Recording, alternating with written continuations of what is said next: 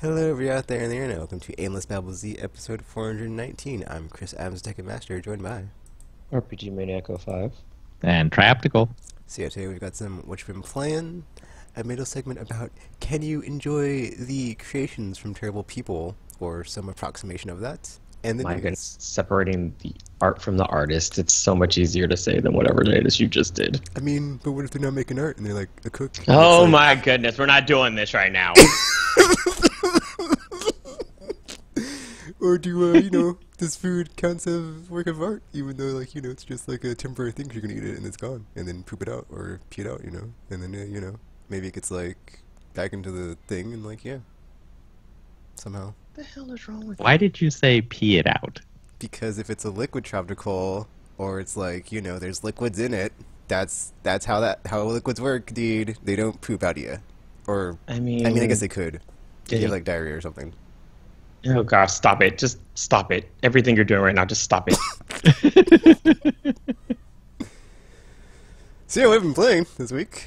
Yeah. What have you been playing this week? Besides the usual suspects of Monster Hunter World, the weekly thingies, this week is Extreme Behemoth, but I haven't got around to killing it with my sweet build, so have not got the layered armor for that yet. Oh, I did get the Dante layered armor from the Arch-Tempered Tiestra when it was around, so haha. Guardians of Sport, still doing that every day, even though I missed a day, because my job is like, hey, guess what? You're going to be working on like a long time today, and then get home and be super tired and miss a day. It's like, oh, I missed a day, whatever. I know. They put out the monthly update. They added some cars, nothing too spectacular, so whatever. I haven't really checked it out, so. But the main game I've been playing, I finally got to extensively dive into Red Dead Redemption 2.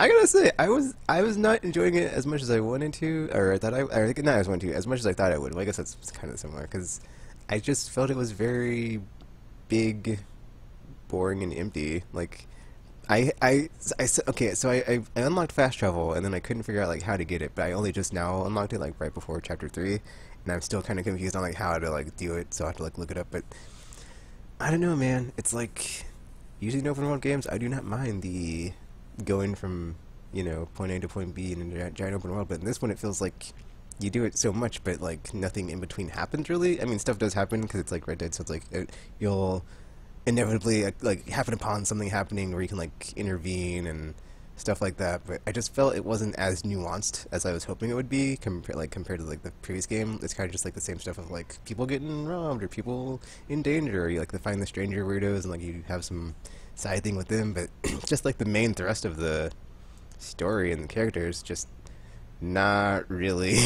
Not, I don't know, just it's just kind of so far. It's just like, okay, well, feels like a prequel, and then like I got to a part where it's like, oh, I can see where this is going, and just I guess that's also it, is like ever since that like was announced that it was a prequel, I just kind of like down on it and like not I knew I was gonna play it, but I was like, I'm probably not gonna enjoy it as much, and I'm not. But I it has like a similar theme from like the first one, where it's like, the Age of Outlaws is over, blah blah blah, but this takes place before that, so you can see kind of more of that as far as the outlaws and gangsters and gunslingers, and like them becoming not really like a viable lifestyle in the Old West. And but it doesn't really, like it doesn't, it's like missing that aspect as far as like, since it wasn't as advanced as like the game after it, it doesn't feel like it's like you're in any like unconquered or uninhabited like areas where it's like, oh, this is man's last stand in the West, or the here in the frontier in the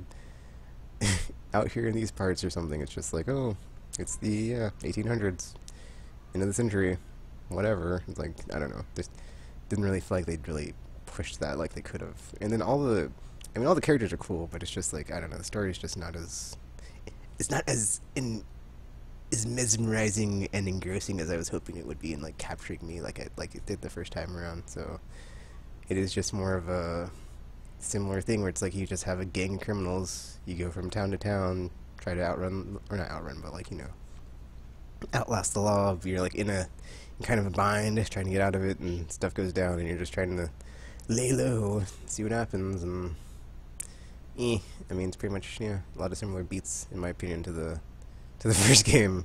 And I'm playing it. I'm like, I don't know why people were so like enamored with it to give it like so many rewards. I think honestly, I mean, where I'm at, might get better, but like honestly, I just feel like it's like overrated right now from like what I've played so far. I'm just like, I don't see why people were like gushing all over this game and just like giving it tins and like Game of the Year and just all these other awards it won at the end of the year last year. So not to say it's a Well, bad game. It's just like not the 11 out of 10 that it was. Yeah, all that stuff. yeah, but you played it after all of this stuff, so I mean, after all of those like accolades and stuff, so maybe you just had really high expectations going in. Well, I already had high expectations though, because it was like, because Red Dead Redemption is like one of my favorite games of all time. It's like one of my top fives, and so like, I mean, that's the thing is like, I wanted another one, but then like the way they did it, I think just kind of, I knew like going in, I kind of had like, I kind of somewhat tempered my expectations, but still had high expectations, and like they're kind of just, I mean, it's kind of just more of the same. I don't really, like, I don't feel like a GTA 5-esque like feeling of when I played that one. I was like, oh man, this is the best GTA ever. I mean, that being said, like all the like the minutia of the gameplay, as far as like the underlying mechanics and stuff, are like more. There's more to do there, but it's like I feel like it's just there to like to put stuff into all the areas of the game where it's hollowed out. Like you have more hunting challenges, more gambling challenges, or just challenges in general. So there's all this stuff, like there's like more stuff to do in the open world for sure, and like all that stuff. But it's like I'm not here for the side stuff. I'm here for the main course. So it's like, yeah, I can go get lost in the wilderness, hunt animals, craft stuff, get better gear, blah blah blah. It's like, but that was in the first game, so it's like, I mean, I'm glad it's there, and then it gets better. But that being said, it's not like revolutionary of like, oh, this is so good. And then, in my opinion, it's also like kind of too. Some systems are like kind of too complex for their own good. Like you have so many meters in this game, and like things to read on the HUD to like manage the levels of like your horse's health, your horse's stamina, your health, and like the way that they like are displayed is like you're take care of your core, because like you have core health on everything and like core stamina. It's like when your outer bars are empty, then your core goes down, and if your core goes down, you have to sleep, eat, or blah blah blah. It's like, dude, dude, dude. I didn't ask for this to be more complex and more stuff added on. You had a good working system of just like bars and things, of like meters. You didn't have to like do all this stuff to fudge it all up and make it.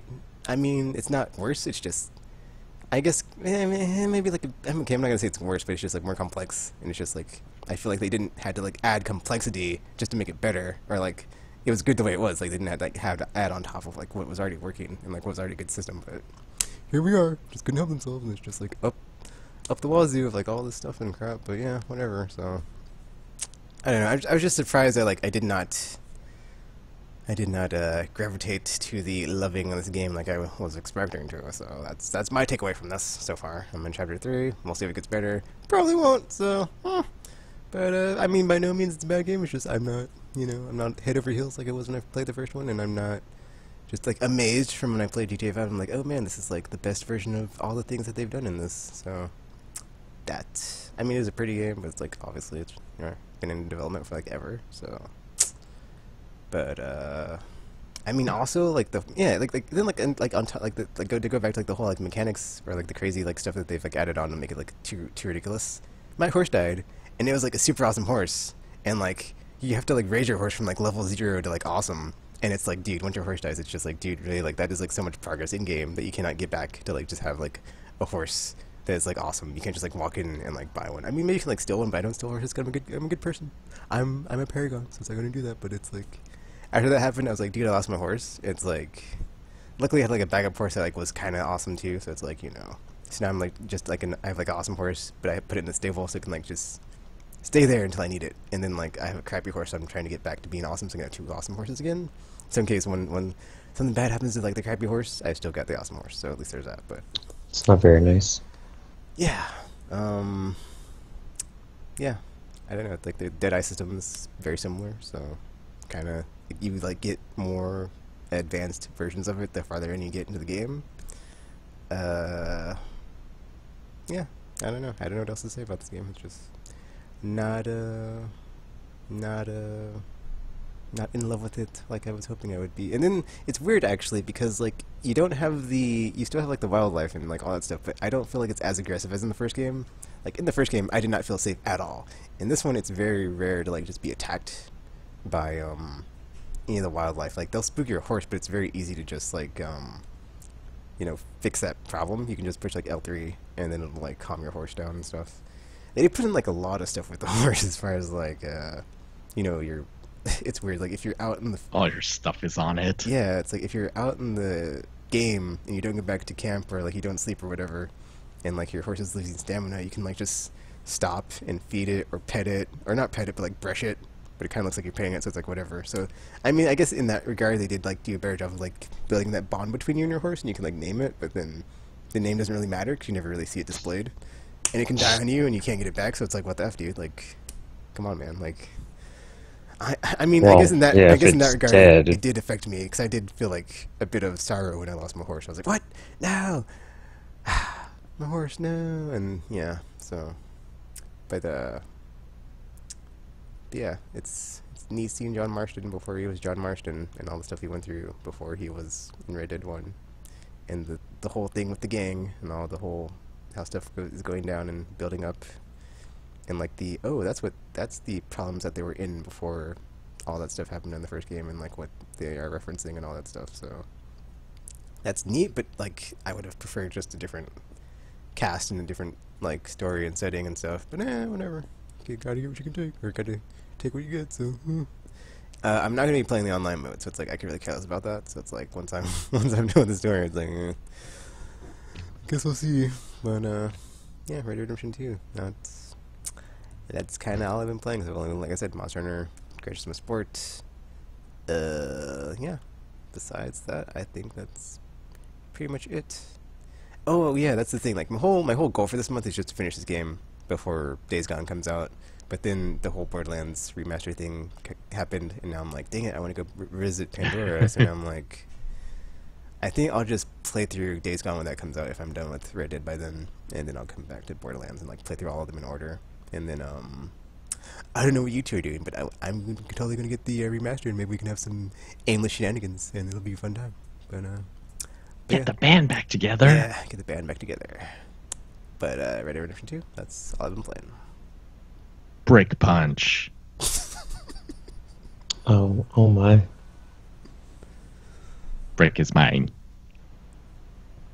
That's right? Yeah, I think that's right. Yeah, Red Dead.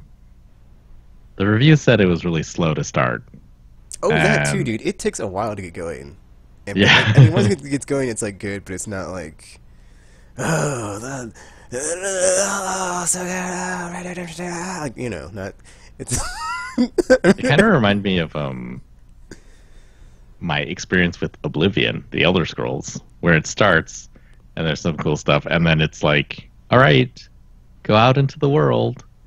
And yeah, really Red Dead, the second chapter is like, okay, we're here, just go out and Yeah. and live as a cowboy. It's like, oh, okay. And you just kind of do whatever. But apparently, like, the ending is really good, so I guess we'll see.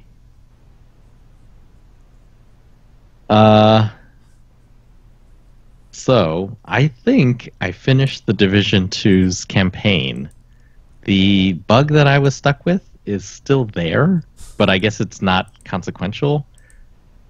Unless it is, like, because, you know, I didn't look for spoilers to find out what the ending was. I just like played all the main missions that I could. And I guess the story is not satisfying as the first one was. The first one's ending, it felt like, oh, you know, this was like an ending. Like there was a big bad kind of that we were going after, and then we did that, and yay, we rejoice. But it doesn't feel like it's like the end, because it's supposed to be, you know, a game that you continue playing. So while it had this ending, it also felt like they left room for you to continue to exist in the world and not be not to have just like this abrupt, okay, this is the ending now, grind. It just felt like, oh, it was very natural feeling. This one, I guess the whole thing was, the whole reason you're in DC is maybe less exciting as a story. So the ending is just like, oh, you did the thing, yay, and then that was it. I was like, wait, what? Was that the ending? Did credits roll chapter? No, they did, but they didn't roll. Did they roll in the first one? I don't think they rolled in the first one either. It was just like, oh, you did the thing, and then, and I'm just like, so that's the end, right? I finished everything, because there's no more like main objectives on the map. So I'm like, except for the glitched thing. So maybe if they fix the glitch, then there'll be more stuff. But so far, it's like that kind of seemed like an ending. I mean, it was sort of not anticlimactic, but it was not climactic. And I was just like, okay, I guess it's done. I guess I'm done Division 2, which is what I set out to achieve. So now it's time to go play the ninja game. And then I messed up and played Naruto Ultimate Ninja Storm, which is also a ninja game, but not the one that I was thinking. I don't know what happened. I was looking at my PS4, and it's got something like 200 games installed on it. Oh my! And I was like, oh, this is ridiculous, right? This is ridiculous. I'm gonna go look what was like some of the first stuff I installed on this one. And one of them was Ultimate Ninja Storm 4. And I was just like, oh, that should be pretty short, right? So I'll just play through that one. And totally forgot all the other gaming stuff I wanted to do. So I started playing that. And I played through the entire story, but it took way longer than I thought it would. Because the cutscenes are quite long. Like midway through, I noticed at the bottom, every time you select a mission or a chapter, essentially, it tells you the average like played length that it's going to take. And some of them are like, 6 minutes, 5 minutes.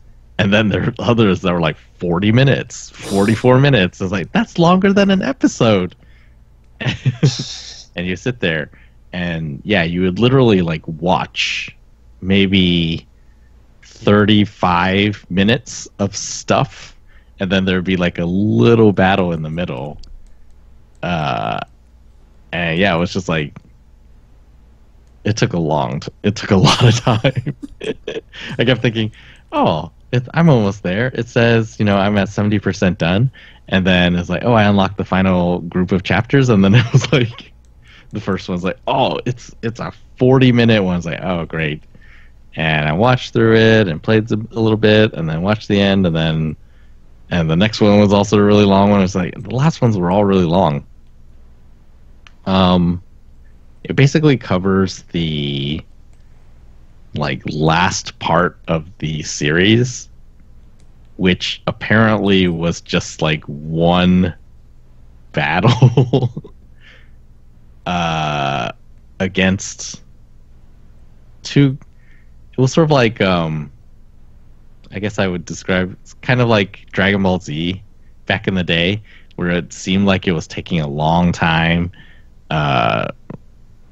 because it's the same two characters, is like the same protagonist and antagonist, except they keep changing forms, and then you just like keep fighting, and they keep changing forms, and you keep fighting. And I was like, wow, the ending is just like, it's all basically the one fight.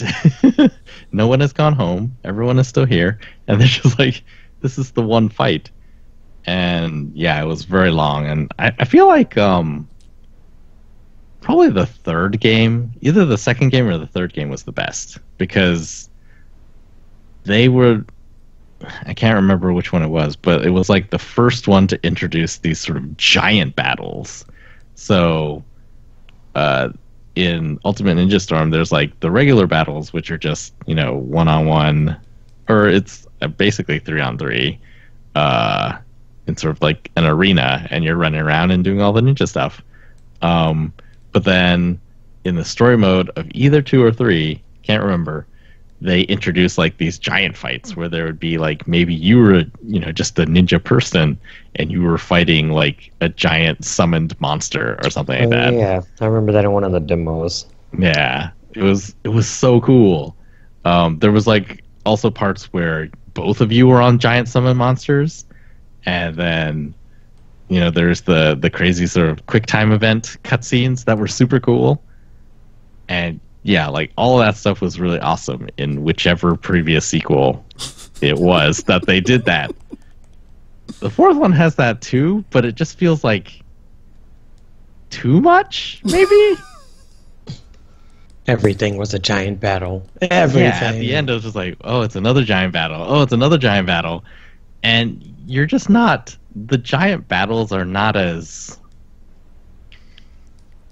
quick, I guess, because they're just trying to communicate like, oh, these are giants, so they're not running around as fast as when you're playing as the ninja people, and so it's just like everything feels slower. It's like feels sluggish, and yeah, there's just like so many, and they were cool. Sacrifice speed for power. So much speed. You also have like less moves when you're on a giant thing. So it just felt like, well, plus there was just so many of them. It's like everything is like,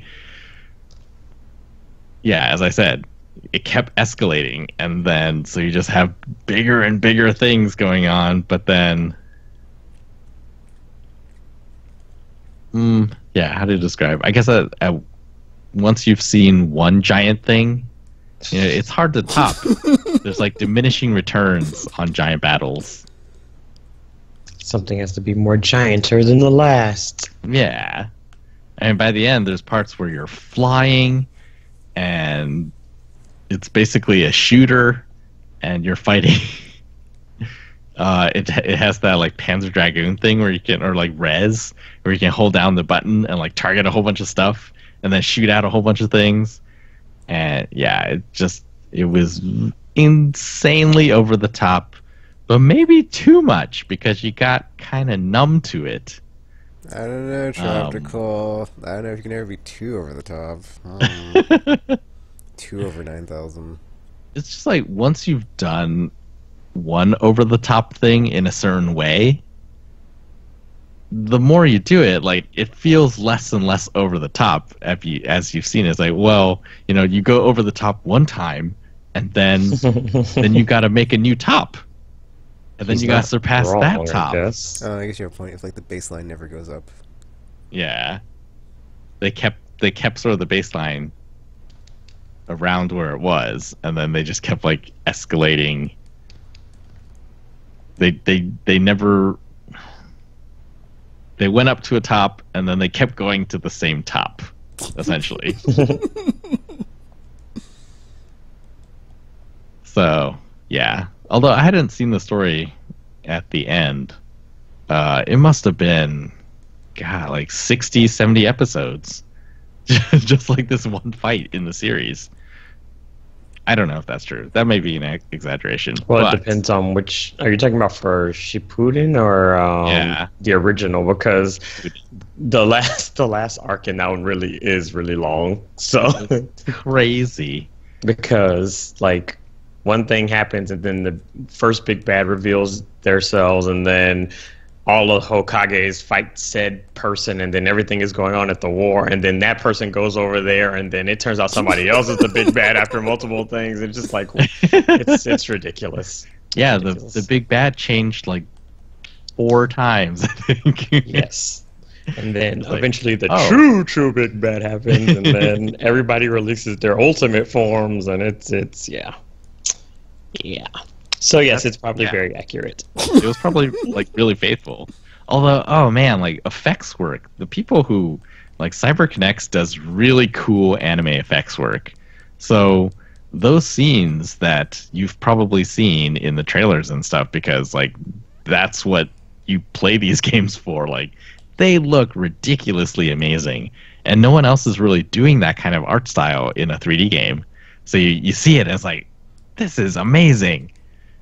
I have no idea how they're doing this. It is very, very cool. Yeah.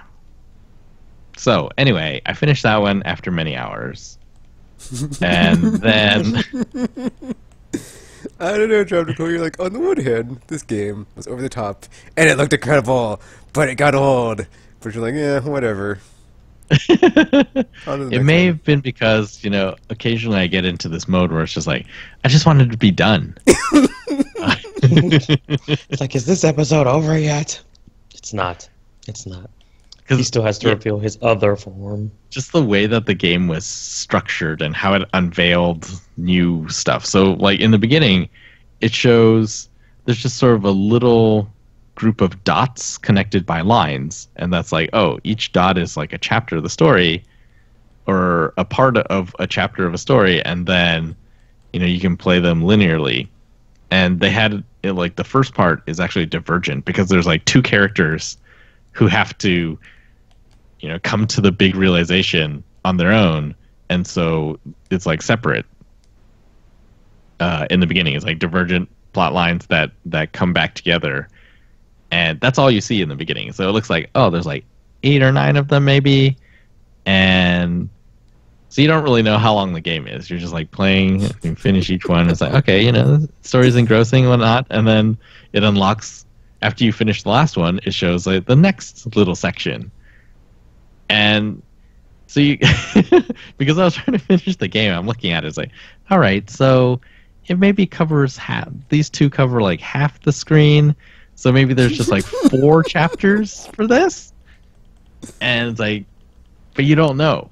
And once it like reveals them, it's not necessarily, oh, it's just like a few dots here. It may be like many dots on multiple different lines that you have to play. It's like, oh, so this chapter, even though it seems like it takes them out the same amount of screen space, this actually has a lot more dots.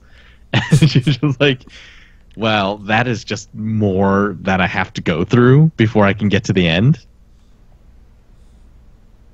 I guess cool. I don't remember you ever being in a mode when you're like, I just gotta get to the end of this game. This is new to me.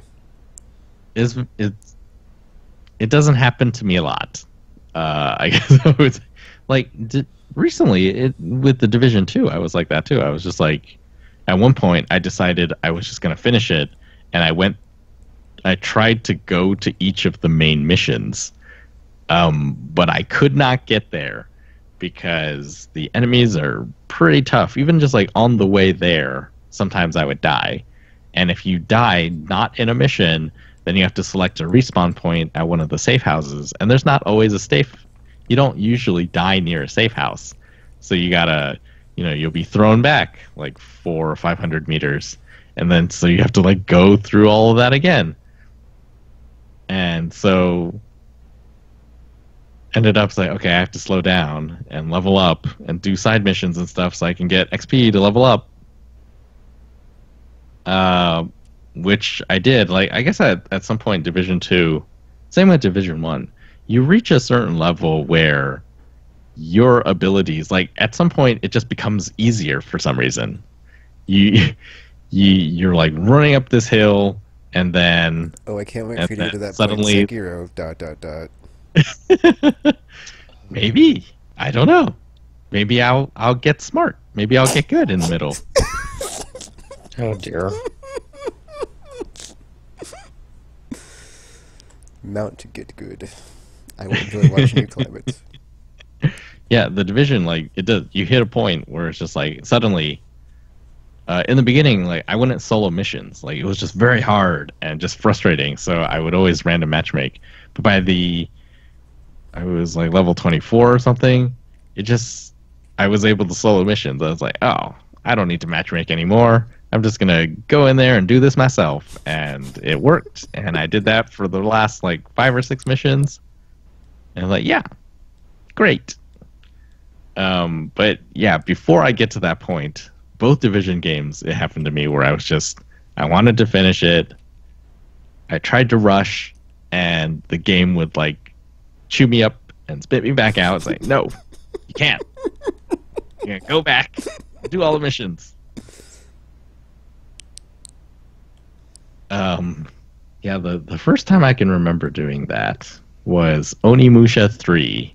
For some reason, I'm sorry, remember why. Tropical. Oh dear. Like, You killed Tekken. Good job. it's funny because it's like I'm sorry. That's It's okay, I missed I'm so something. Tropical gives an example, and then you're like, it all happened back in Onimusha 3.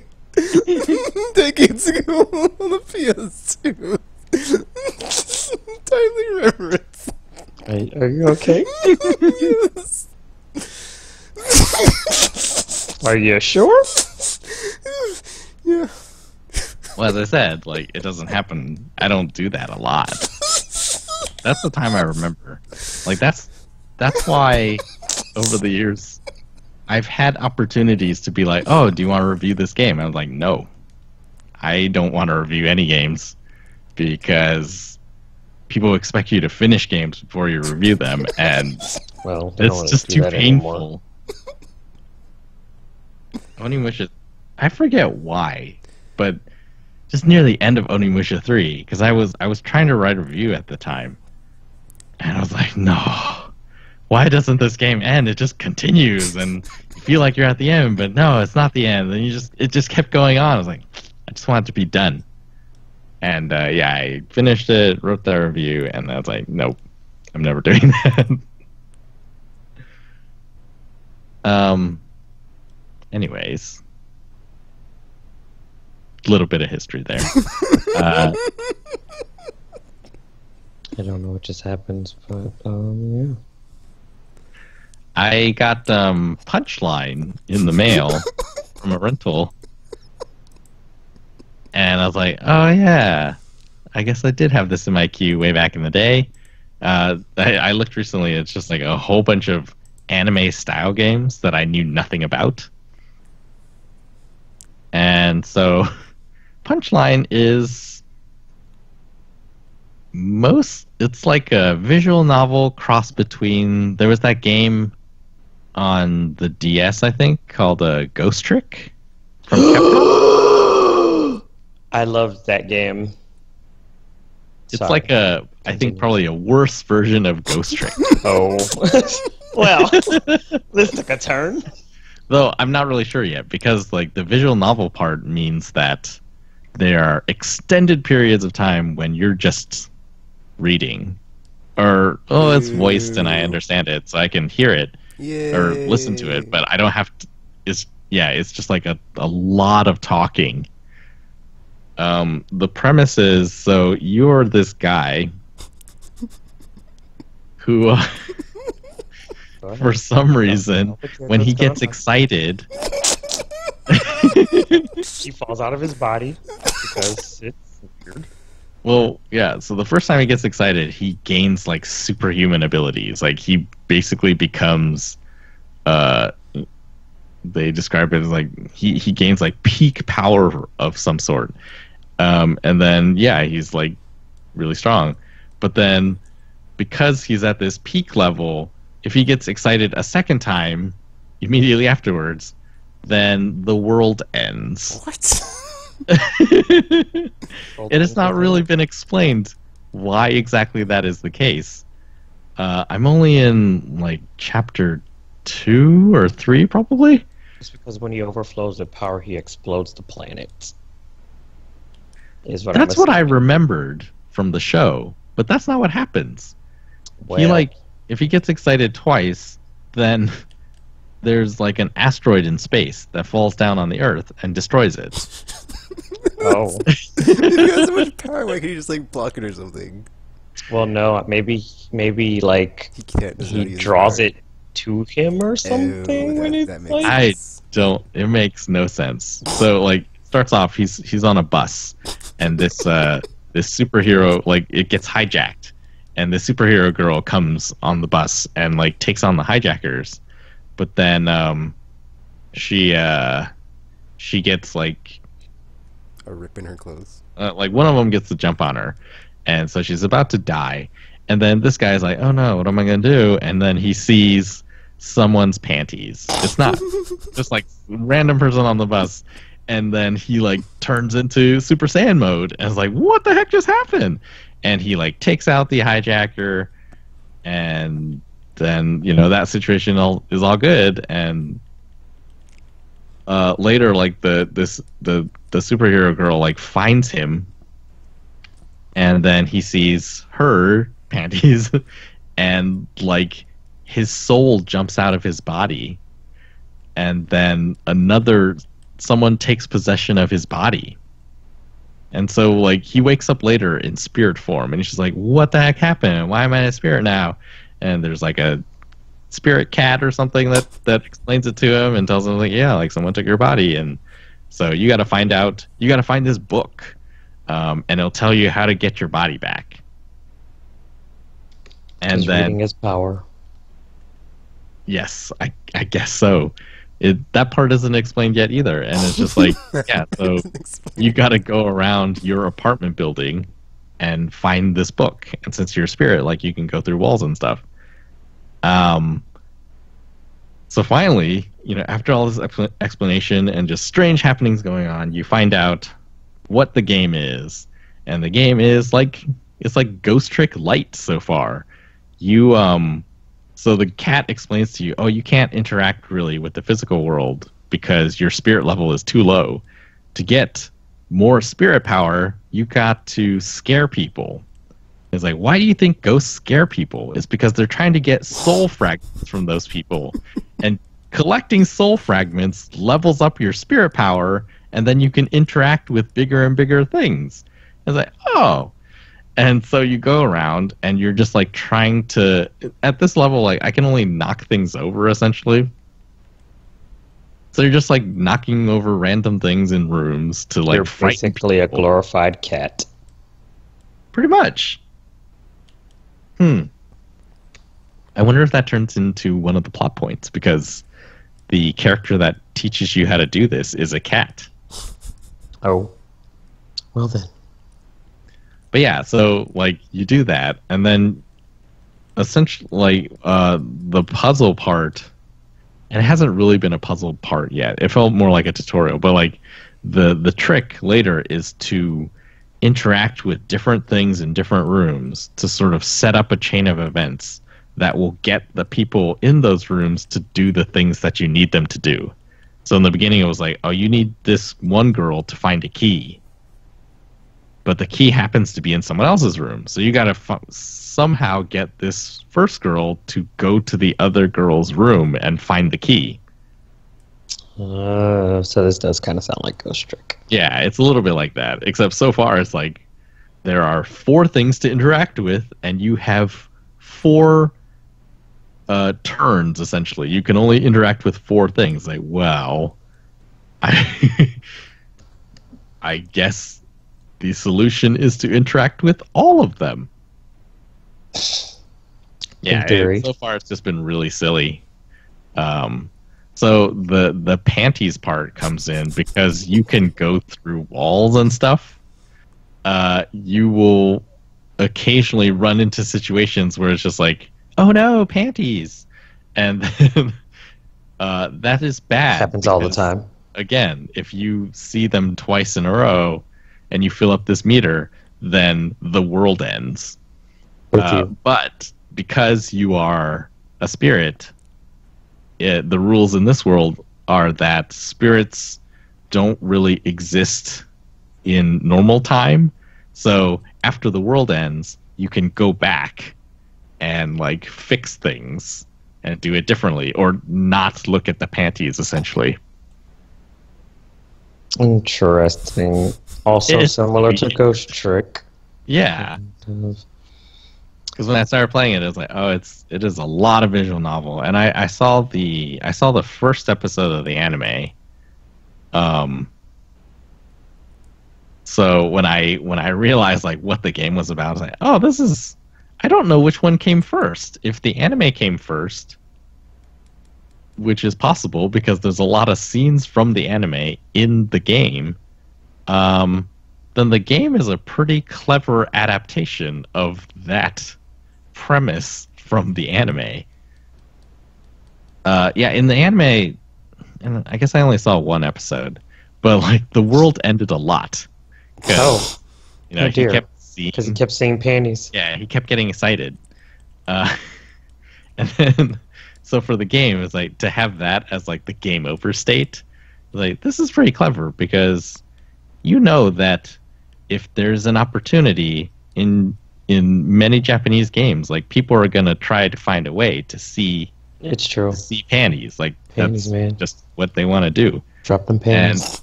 this game is like set up in such a way that you can, but it is a bad idea. With like in-game consequences. But yes, it is mostly very strange. I think I'm only up to chapter 3. So far the sort of ghost trick-esque puzzles have been very simple. And I don't know if it's going to get more complicated or if it's just going to be like this and it's mostly just visual novel. No idea. Although Ghost Trick wasn't a visual novel, though. It was... Right. It was just like the puzzle parts of Punchline. Oh. Right? I mean, I haven't played Punchline, so I don't know, but Ghost Trick was It's like- awesome. Better. Punchline is like worse Ghost Trick so far, plus a visual novel. Wonderful. So basically what you're saying is you're just better off watching the anime if you're interested in this particular series. Maybe. I'm wondering if the game is going to take like a really dark turn. Did 'Cause the they're- anime take a dark turn? It's about guy watching panties. 'Cause I only saw the first one. But there's parts in the game so far that I don't remember seeing in the anime where there's like, in the beginning it's like two girls kneeling over a grave and they're talking about, oh, what happens when people die? And it's sort of the, it's the creepiness factor of like how like all the Dead Space trailers had nursery rhyme songs. It's like that sort of vibe. Where they're talking about death in a really cute way, but also it's two little girls talking about death.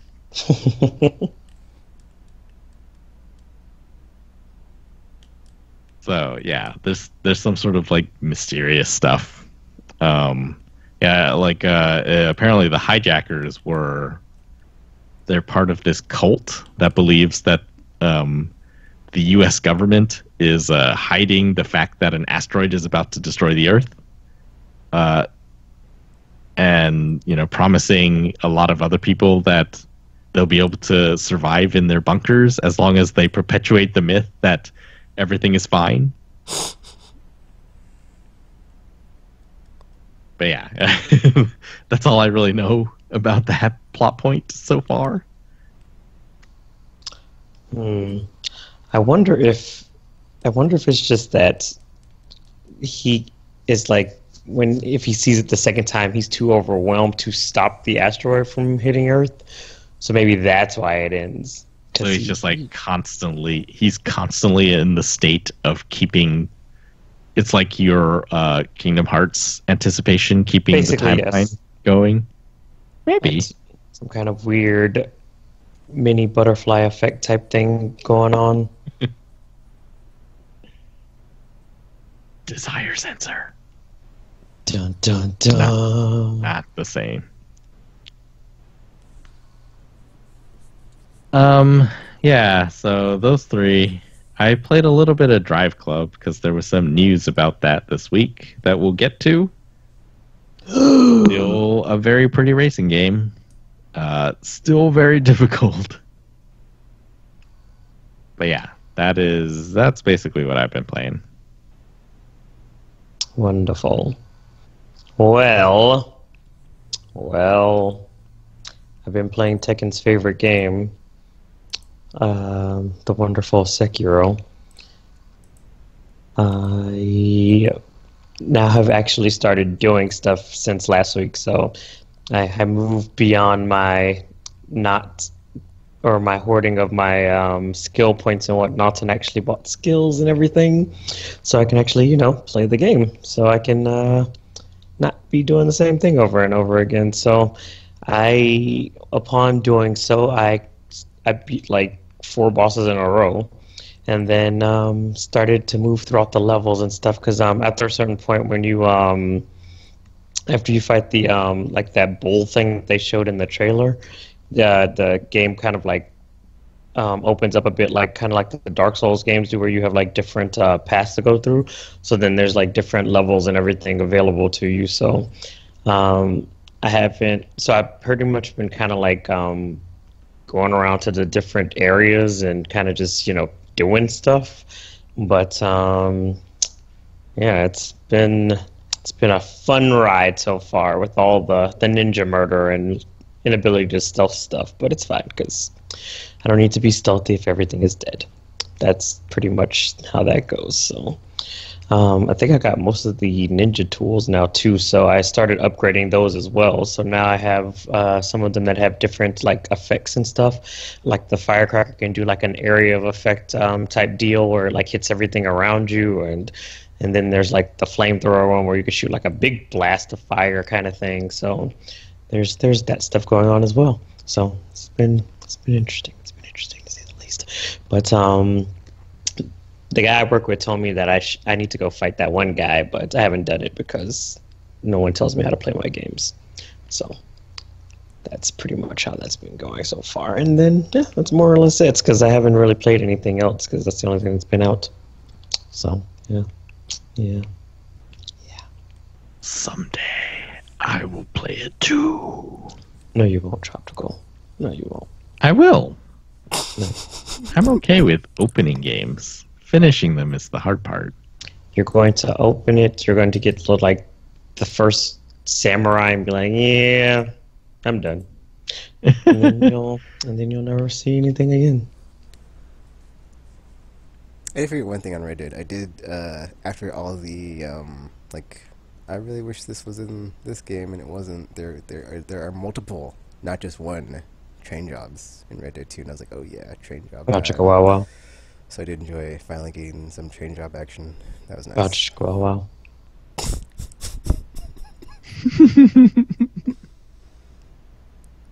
What kind of train was it taking? A locomotive or something. Oh, or whatever is these, that like, what they're calling it now? Coal-powered, those things. Is that what they're Like, calling chugga, it now? chugga. I don't know. I guess, whatever. Oh my. How much power was in that train? I don't know. I'm not. Did from you the like it? 18... No, what? Why would I lick a train? What? What happened? What's going on? You asked me if I licked it. Said if you liked it. Oh. Why would you lick a train? I'm pretty sure you said if I licked it. Why would I say that? That's weird. But Don't I be did weird. like the train job, yes. I'm pretty sure you said lick. I didn't. Stop being weird. I think you're lying. Why would I lie about that? Because you're weird. Says the guy who's talking about licking trains. I'm the weird one. It's Yeah, not like you said okay. lick to your tropical.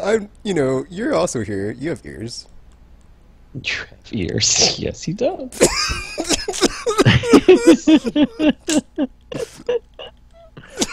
Ears I'm that not work. sure anymore.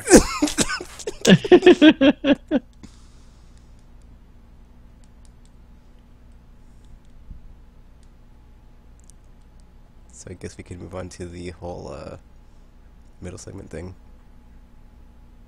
Yes, we can. I don't know if this happened in the old days, but recently. Old days. I can't remember it did, but I also didn't pay attention to much stuff as a kid.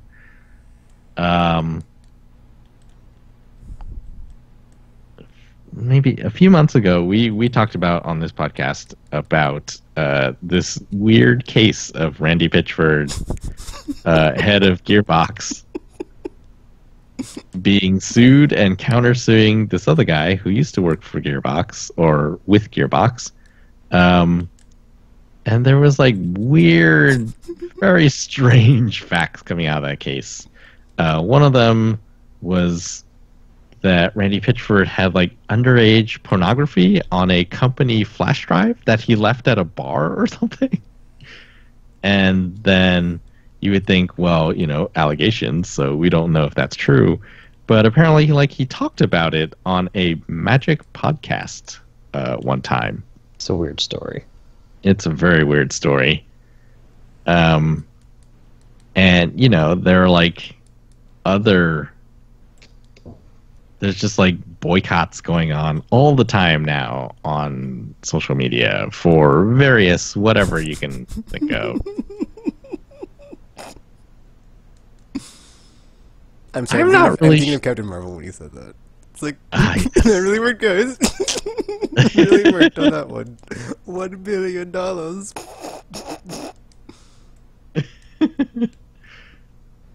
The point is, like, I don't know how to be in this world.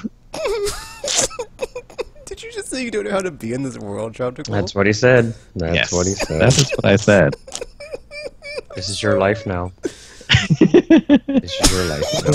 Middle segment is basically about, yes, RPGs. Can you separate the artist from the art? The R. Kelly story. Is it?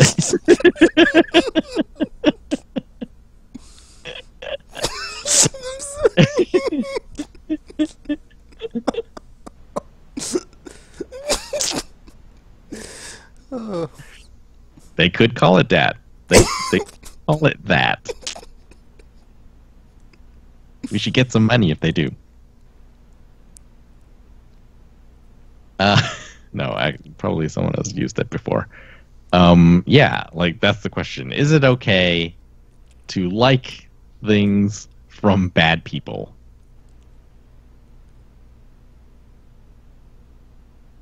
I mean, yeah. Like, why?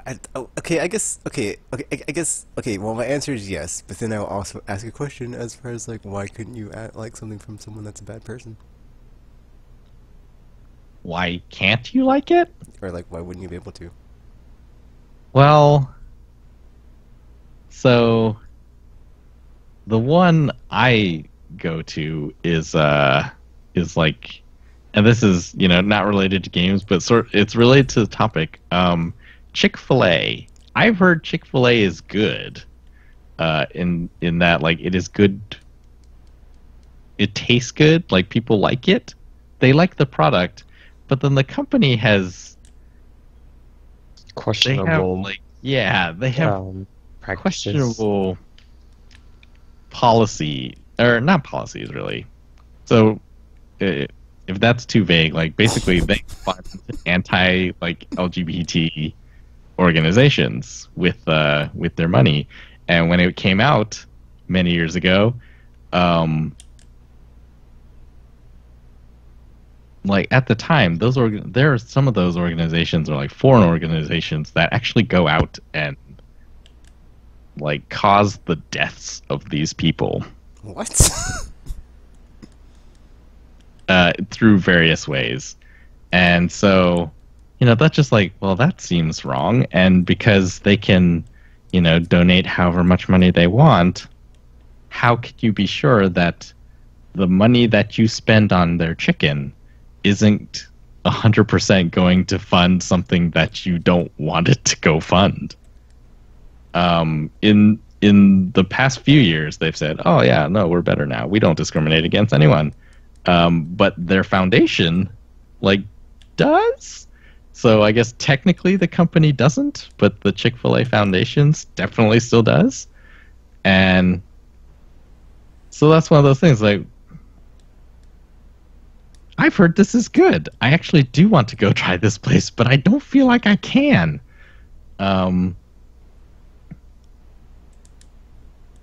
Because, yeah, I don't want to support I don't want to financially support things that I am opposed to. So it's kind of like that, right? Yeah. Like, Randy Pitchford is going to make money off of every copy of Borderlands sold. Do you want to give money to bad people? So, like, that's the reason why it feels like it would be bad to, why you shouldn't support good things from bad people. I mean, it feels like that. I mean, okay, that makes sense to me, but it's like I feel like you only really give them monetary gain in that regard, because it's like, well, what else? Because like the thing I was thinking of for the podcast, I was going to say like a couple times after well, I don't know how many times, okay, but it's like I really like pizza, okay, and like my favorite is Papa John's, and it's like they were embroiled in some like controversy for a while, and it's like maybe I had like a Papa John's pizza or two like while it was going on, and then like but it's fine now because he doesn't work for them anymore, so it's totally fine. But like maybe while it was happening, it's like I might have had a craving or two, and I was like, well, I deserve this, and I'm craving this Papa John's pizza, so I will not deny myself this. So,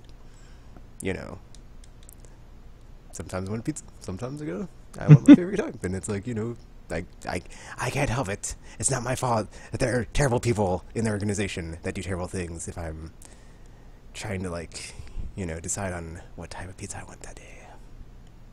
See, that's always my like pro side argument. Like, yes, Randy Pitchford is going to make money, and I guess we don't know that these things are true, but assuming that he is bad, assuming maybe we won't just use his name. We'll use like random other person. Like in games, nobody is making the games by themselves, for the most part, and so. On the one hand, the bad person is getting money, but on the other hand, there's like dozens of other people who will be making money too because they also had to work on the game. And like by boycotting it, that means that none of them get money, and some of those people are good people, right? Probably. Yeah. Or maybe they aren't because they're working for a bad person.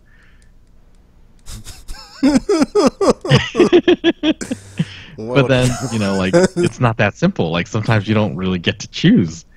You need work, and like if you don't always have the option to hold out until you are working for the good people. Or, as probably is the case, a lot of times you end up working for a bad person that you didn't know was a bad person.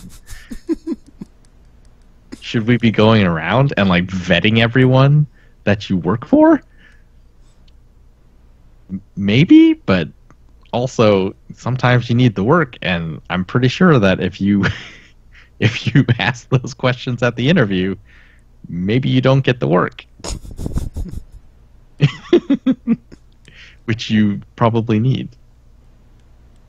But yeah, like even in the case of R. Kelly, he is not the only person who makes money off of his music.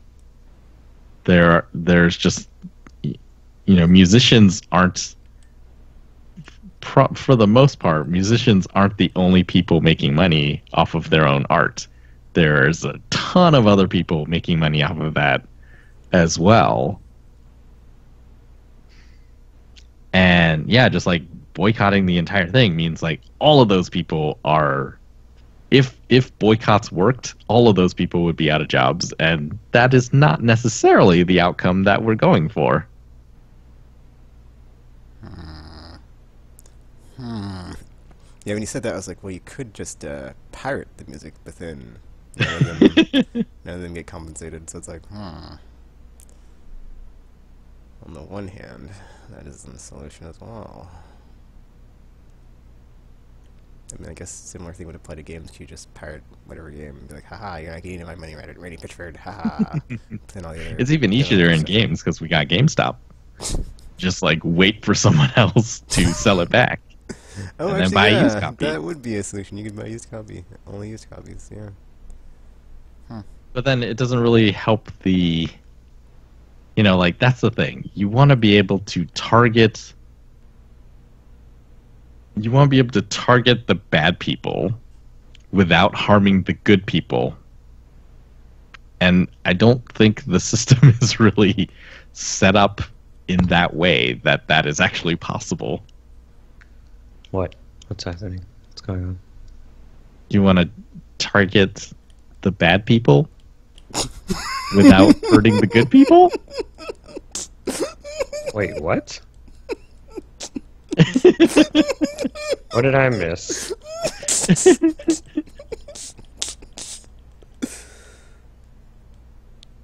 Tropical was talking Right? about, Like, these products are not made by one person. They're made by lots of people. And maybe only some of them are bad. Or in many cases, we only know that one of them is bad. But by, like boycotting, you not only harm the bad people, you also harm the good people who were involved in the thing. Well, maybe the bad people should have thought about that. Now they're destroying everyone's lives. Everyone's lives. So yeah, like that's where I'm at these days, where it's like, I don't want to support the bad people. On the other hand, the bad people aren't the only people in these companies. There's also good people in those companies that I do want to support, but there isn't really a way. I don't want to harm the good people because I'm trying to harm the bad people. Oh.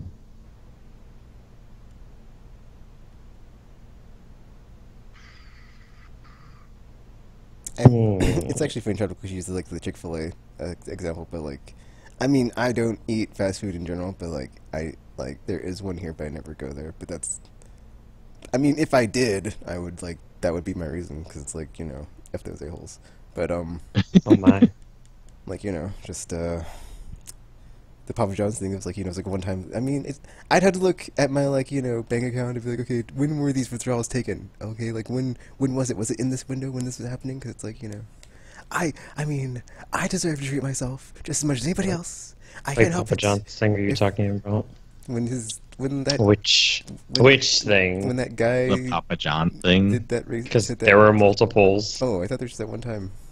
All of them. All of Oh, them. okay. Yeah. I mean, it I got haven't- removed. I haven't eaten at Papa John's in years, but that definitely didn't help matters. So it's like, well, it's a good way not to get my business. I mean, my thing is though, it's like in some cases, it's kind of. I mean, I get what a tropical is saying. Is like obviously, like just because one person is doing this bad thing doesn't mean the entire like group is doing these bad things. But at the same time, it's like the people involved kind of know about these things and they're still okay with it. So I mean, on some level, it's like. Unless I don't know, it's kind of, it's a weird matter because with the one boycotting one person is a lot easier than boycotting the entire company because there's a lot of people involved. But then at the same time, it's like, well, the only way this works is if I don't give them money because they're going to continue to exist if I do that, and then they're going to continue doing their bad practices if I do that, and that's kind of not what I want. So it makes it difficult. I guess an example for me would be when Sekiro was published by Activision because I hate them, and I don't buy their games, and that was like, well, usually Sekiro I'd be like, I'm not going to buy this game because it's from Activision, but I was like, well, it's only like one, and I haven't bought an Activision game in a long time, so it'll be this one exception, and I can go back to being like F Activision. I mean, yeah, I bought the Crash That's what I'm gonna whatever be. thingy, and like I'm probably gonna get the Crash whatever card thingy. But it's like besides that, it's like there's very little output from them of like their games that I am getting. So it's like they're not getting my money anyway. So it's like and I can see that they're hurting because it's like they're not selling as many copies of their game. It's like ha ha ha ha ha, collecting yourself around, ha ha ha ha ha. You're slowly on that decline there, Activision. It feels great. It feels great to watch them go through it and be like, yeah. I mean, sure, you're like you said, man. There's like good people that work in the organization, but bad always good. So F them. Yeah, I guess that's where I stand. F them. Oh my. Kill one to save the rest. There you go. Chaotic good. It's- Oh yeah. The EA and Activision situations, I think, are interesting because you know that, for example, if BioWare released Anthem and nobody bought it, and it's like, well, it was all management's fault for poor leadership and whatnot. But you just know that they are not the people who are going to get fired. The people who get fired are like, oh, I guess we're closing BioWare because they can't make anything good anymore. And it's just like all the low-level people that get fired. Yeah. It wouldn't be the people who actually were, responsible. So it's like, well. The other day, like, I came up in my mind was like the perfect world solution, which was perhaps, we've always been told, like, oh, vote with your wallets. Perhaps that is not what we should do. Perhaps we were lied to about that, because has that ever worked? Has whatever worked? Oh, voting with your wallet? Yeah. That's a good question. Is that something that rich people told us? Vote with your wallets. If you don't like my product, don't buy it. And then months later, it's like, well, nobody bought our product. Goodbye, lowly workers. It's like, no, that's not what we're trying to do. We're trying to hurt you. It's like, well, I'm untouchable. I got all these meat shields in my way.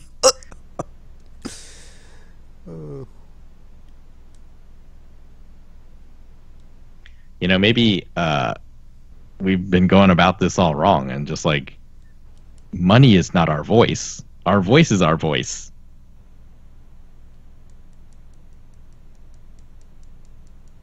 Well, that is true. But it would be one of those things where it's like you would need a probably like groundswell of people to be like, haha, now that I have all these other people behind me that agree with me the same way, now we might be able to make a difference or something.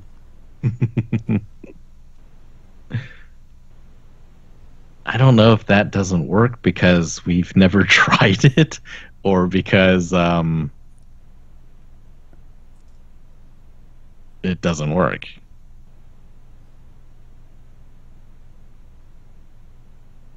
So it sounds like, Tekken, you just basically are like, I will deny you what you want, but I will not deny me what I want. Whoa, Shouter Cole. Whoa. Okay, no, that is not true, because I mean, there were times when, like, I was thinking about it and I was like, well, on the one hand, this is my favorite pizza, but that whole thing went down and I was like, well, I guess I'll get pizza today, and then I get Papa John's. And then actually that was funny, because like I had been eating Papa John's for like so long at that point that, like, even though it was my favorite, I had pizza for like the first time in like forever. I was like, I forgot how good the cheese tastes. I was like, oh, and the sauce. I was like, oh, I kind of fell in love with it again. I was like, oh, I forgot what I was missing. So it kind of brought me back. It was weird. And I was like, oh, I kind of like them both just as much now. It's weird. The rediscovery of my love for the Pizza Hut. That was delicious. Thanks, Papa John's, for being a jerk and making me remember. It's great. But you still had Papa John's a few times, or like in the case of Activision, like you still bought some Activision games because you wanted them. I mean, I can't help it who publishes a game that's like, oh man, this looks really good, and like is shown a trailer that like gets me hyped. Okay, I'm not any less susceptible to the hype rate when it's like, this looks like it might be really awesome. So it's like, if it gets there to that level, then I will be checking it out. Or if it's like, Destiny, and it's like, well, I'm kind of on this train, can't really get off it now. But then now I'm not anymore, so yippee. I mean, that's kind of like too late because they no longer work with them, so that's weird, but whatever. So like in certain cases, and we're using artists very broadly, applying to Activision, but yeah, occasionally you just separate the art from the artist, and then just you make the exceptions.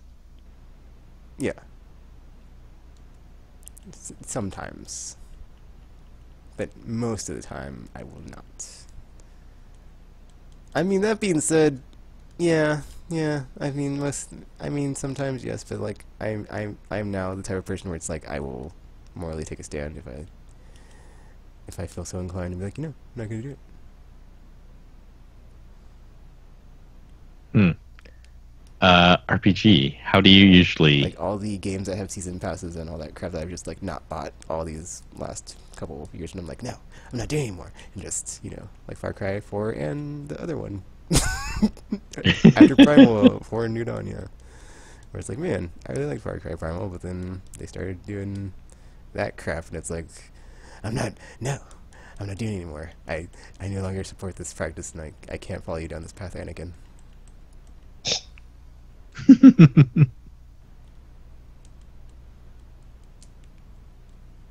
RPG. What do you usually do? For the what? Do you 'Cause separate? Do you separate them? Can you separate them? How do you justify the separating? Or do you like just Or not also separating? do the thing I said when you're away? Do you just like I may like these arcade jams, but I'll just pirate the music, ha ha ha. Or I may really like this Gearbox I'll game, do illegal things. but I'm just gonna I'm just gonna pirate it, and you're not gonna get any of my money. It's like ha ha.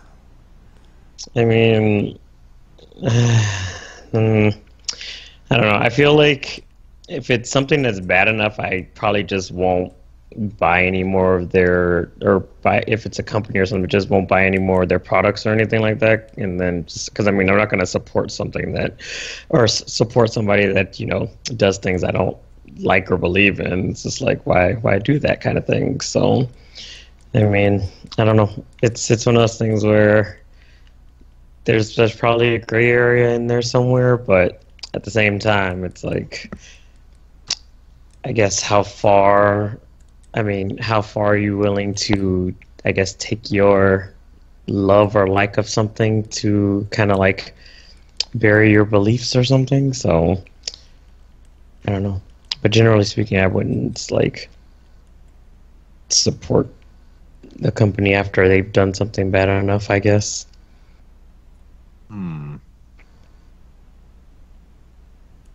Yeah, I guess I don't know. Once again, I will say it again.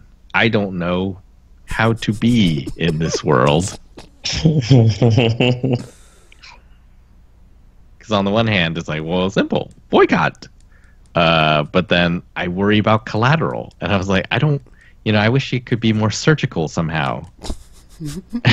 So, like, that's why I have this news. Like, oh, maybe instead of speaking with our wallets, we should speak with our mouths. But I don't know if that's gonna work, or if that's something that works. But yeah, like it doesn't make sense to me to try to drive them out of business if it means that it's like, well, this is why we don't prosecute white collar crimes anymore. Because people are always like, oh no, that's going to kill jobs. So we got to let the white collar criminals continue so that they can keep people employed. It's like, there's got to be another way, right? Maybe? Maybe. I hope so. Though we are maybe not in the best place to be hoping that. I mean, yeah, it's like, as far as like the whole with your dollar thing, besides not giving them the dollar, you could just like find a better, or try to find an alternative that's like similar or close enough, even if it's not as good. It's better than them. F 'em. Well, I mean, the whole game, and the reason this came up in my mind this week is because of Borderlands 3. When I saw the trailer, I was not actually as excited as I thought I would be. And I was just like, well, why is that? Is it because of the weirdness surrounding Gearbox right now? And like there was other stories that popped up previously, but they were sort of summarized during this announcement week. Again, resurfaced because, the Alien Colonial Marines thing, like that was a very weird situation where Gearbox was like, "Oh, we're gonna make this game. We're making Colonial Marines," and then they didn't make Colonial Marines. Like they outsourced it to someone else. And the studio that got it was like, there has not been as much work as they said put into this so far. And yeah, it was just like a very messy situation. And apparently there was another story longer ago that the style of Borderlands is possibly copied from someone else.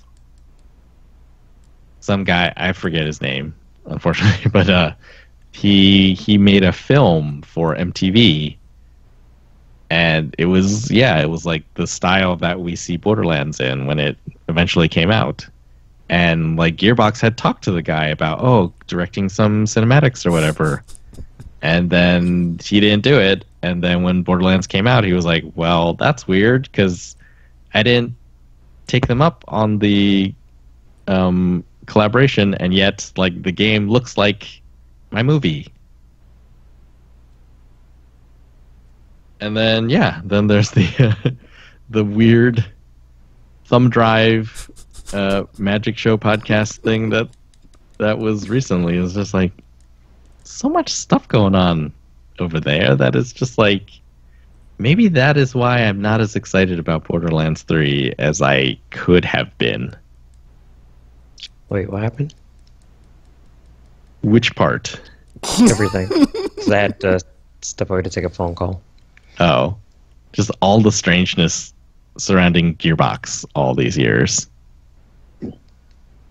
Colonial Marines, style of Borderlands, and then the weird suit that's going on. Wait, what weird suit that's going on? The one with the thumb drive and all that? Oh, that one. That guy. Yes. That guy. Magic tricks. That's just a weird chain of events, just in general.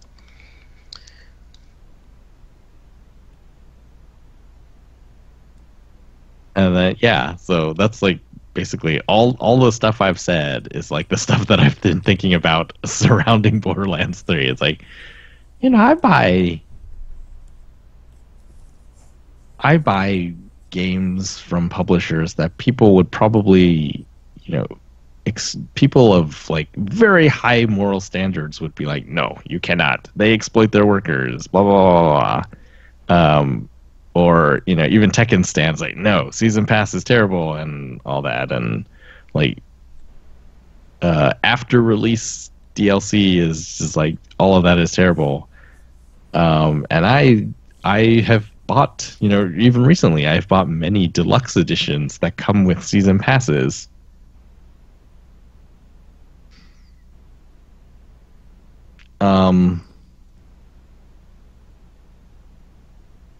So I'm not necessarily like this high moral standard person, and yet I guess at past a certain point, it does feel like, should I support this? Should I support Borderlands 3 because of all this weirdness? But also, on the other hand, I don't want to hurt everyone there. Because, on the one hand, Borderlands 3. On the other hand, Another example I was thinking of was, say there was like an election and someone is just a terrible person, but the other person is being investigated by the FBI, and it's like, well, those are tough choices. I mean, there's third-party candidates, but, they'd never win. So it's like, that's kind of a waste of your vote. But it's like, I gotta choose. And it's like, well, no. And it's like, yeah. So just saying. I'm just saying. Sometimes we've all been there.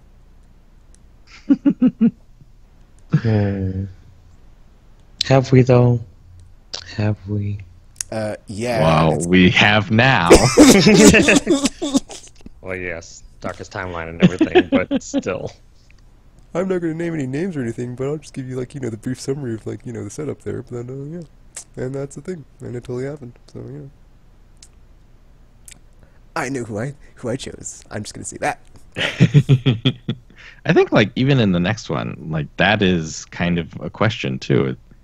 I mean, we have lots of choices right now. I know, there's too many. Is it a time to really demand the best now? Have we gotten to the point where it's just like Anybody can do it. yeah?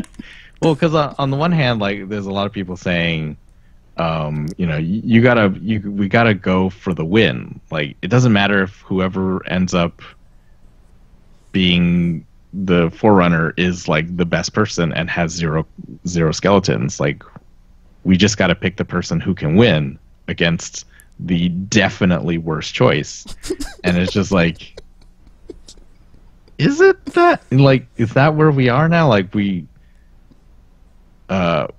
fighting for the perfect world, but, you know, we can't depend on the perfect people to be our champions because they can't win. I was like, that's kind of weird. Mm.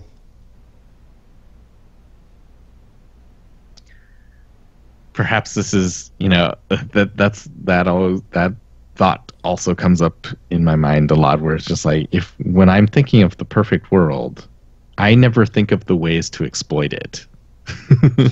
You know, like, I'm thinking of this as like, oh, you know, maybe voting with our wallets is not the way. There must be another way that allows us to, you know, achieve what we want to achieve, but then also avoid collateral.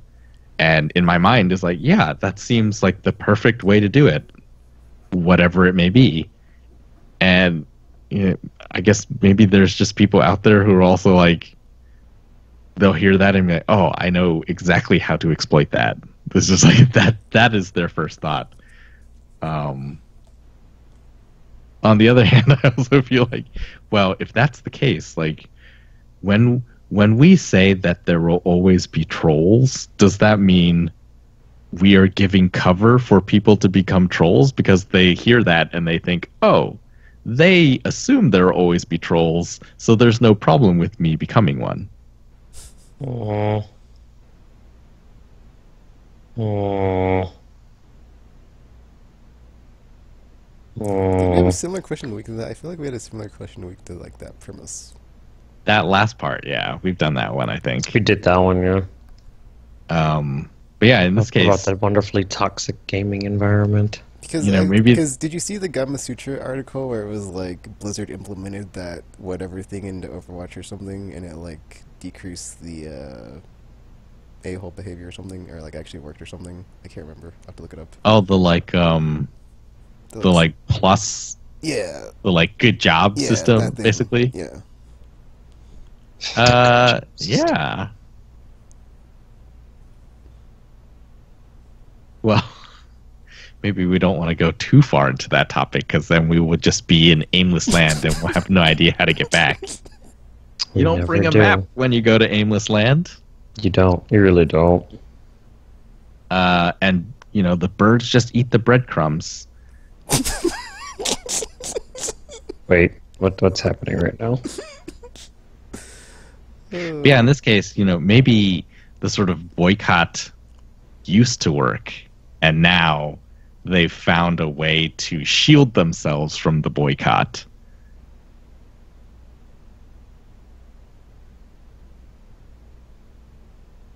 And so that's like someone thought, oh, you know, the perfect world is we vote with our money, we vote with our wallets, and then the people who got voted against with other people's wallets. Sounds weird. Well, the problem is that you're trying to vote with your wallet. It's like you have to kind of get everybody on board, because if everybody is not on board, then there are people still, you know, buying these things. I mean, and you wouldn't necessarily But yeah, need what I'm talking everybody. about You would just, there- like, need enough to like do them damage to where it's like they're losing money, and it's like, okay, well, Yeah. we must change course if this is, because we don't want to. No changing, no bling bling. Money, dear boy, money, as we say. I mean, recently, in the case of Battlefront 2, Star Wars, right? Mhm. Battlefront 1 did really well. It killed all Disney published games because they were like, "Oh, we're making so much bank on Battlefront, we should just never make our own games. Like, we'll just license out our games." And yeah, Battlefront 2 had enough negative press that enough people didn't buy it that they had to change their entire like progression, Actually, that loot was part box, of whatever thing. that was part of the Anthem story. Is like when there was like all that pushback, like EA had to completely redo like all their Yeah. microtransactions across the board. So I guess it can work if there's enough pushback on certain things like that. So maybe. But see, like, who got hurt? Like, really, Oh yeah, the in that developers, situation? they all got let go. Or so many studios closed. But or yeah, there was like such a from all the negative financial situation. Yeah, it was like EA Montreal. And it was none of the, like upper Gone. management. It was just like like bottom floor or the ground floor developers. So Yeah, or like, ground floor people. several studios are gone. But the executives and like the Anthem story, basically, it doesn't like the Anthem story itself doesn't actually lay blame on anyone. But the way I read it was that a lot of the problems with Anthem were Management. because of management. It was Yeah. like the leadership team ignored all of the concerns that the team brought up during development. They're like, oh, like one of the parts was EA or BioWare Austin that made the Old Republic. They had all these suggestions on like how you better marry like online play with narrative stuff. They kept telling them, people aren't gonna. And on the one hand, they're trying to listen to all this narrative, but if they're playing online, then like people don't listen to scripted dialogue as well if they have their friends on their headsets. And I guess they have solutions, or like they've worked with stuff with that, like that, in the Old Republic, and leadership was just like, nope, doesn't matter. Basically. It's like we're the A team. You're not Edmonton. We are. We don't take. We're totally getting ahead of ourselves. We're not going to listen to the likes of you plebes from Austin. Pfft, go back to Texas. And yeah, it was really crazy because like you can draw a line. They've lots of people, ex EA people, must want to talk to the press because we've heard the stories behind all these. We heard the story behind Inquisition. We heard the story behind Mass Effect Andromeda, Yeah. and it's just like there is a through line through all of it. They didn't have the resources. People were all working on Andromeda, and so. Or no, everyone's working on Inquisition because they need to get it out. And so Andromeda didn't have enough people. And then Anthem team at the time was like, oh man, we've done so well in our planning phase that we're not going to go through that. Like Andromeda is screwed, but whatever. We're not in that boat. And then later they were in that boat because of the same kind of problems. But they weren't, yeah. Like Battlefront 2 I think is a really great example just because it was both financial and outcry from fans that made them change the loot crates. But then so I guess like the fans got what they wanted, but also we didn't get what we wanted because I think the fans would have much preferred that those responsible were like removed and then like maybe everything that went down after Battlefront 2 would have turned out differently. Better management on Andromeda and Anthem may have resulted in better games.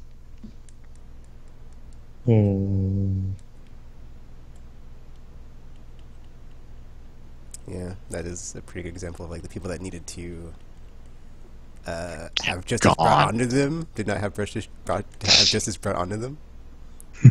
Get Thanos dusted. Oh my. That seems a bit Yeah, much. I'm sorry. That was too far. Oh gosh. Oh my goodness. I was very excited. Optical. What has this timeline done to you? What? But at what What cost? cost?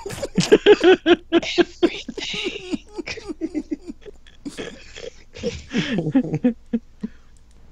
Gosh.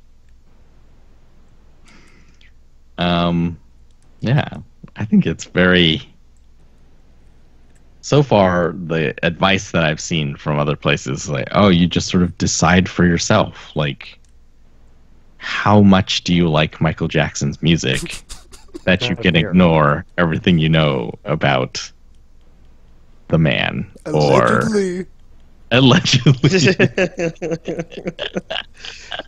Ah, And like, or Orson Scott Card, is that his name? Yeah. Ender's Game author. Like, man, I thought Ender's Game was so good, but after hearing about the man, it's just like, I don't know what to do with that. And chances are, like, a lot of older people are gonna. Well, we're learning that this is not true, but it used to be sort of generally accepted that older people are going to be more racist. And, but then the thing is, like, older people made the classics because they're older. Like, that's why we call them classics. If we still think of them today. But then it's just like, they may have been less than ideal people. You can say that about today. It's like a lot of the products that we buy are from rich people because they're rich. And yeah, rich people do not oftentimes work against us, not rich people. hmm. So it's like, how do we come to term? Like, how do we what do we do with that?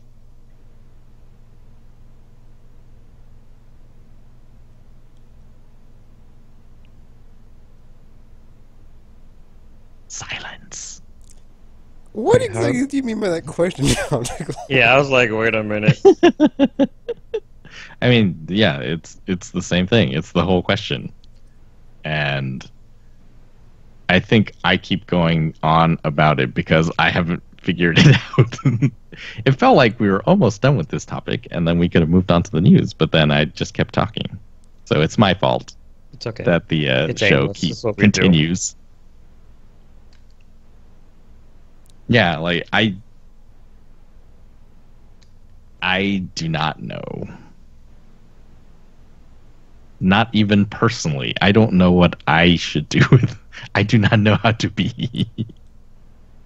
Yeah, because even the like Shadow Complex was like that, where it's like stuff was brought up about the creator, but that was like after the game had come out, so I kind of felt bad. But then also the what was that one game that's like it was shown on Xbox at E3, like with the neon, the cyberpunk looking pixel art. Oh yeah, That's whatever Um, that one, Nightlight or something. that one.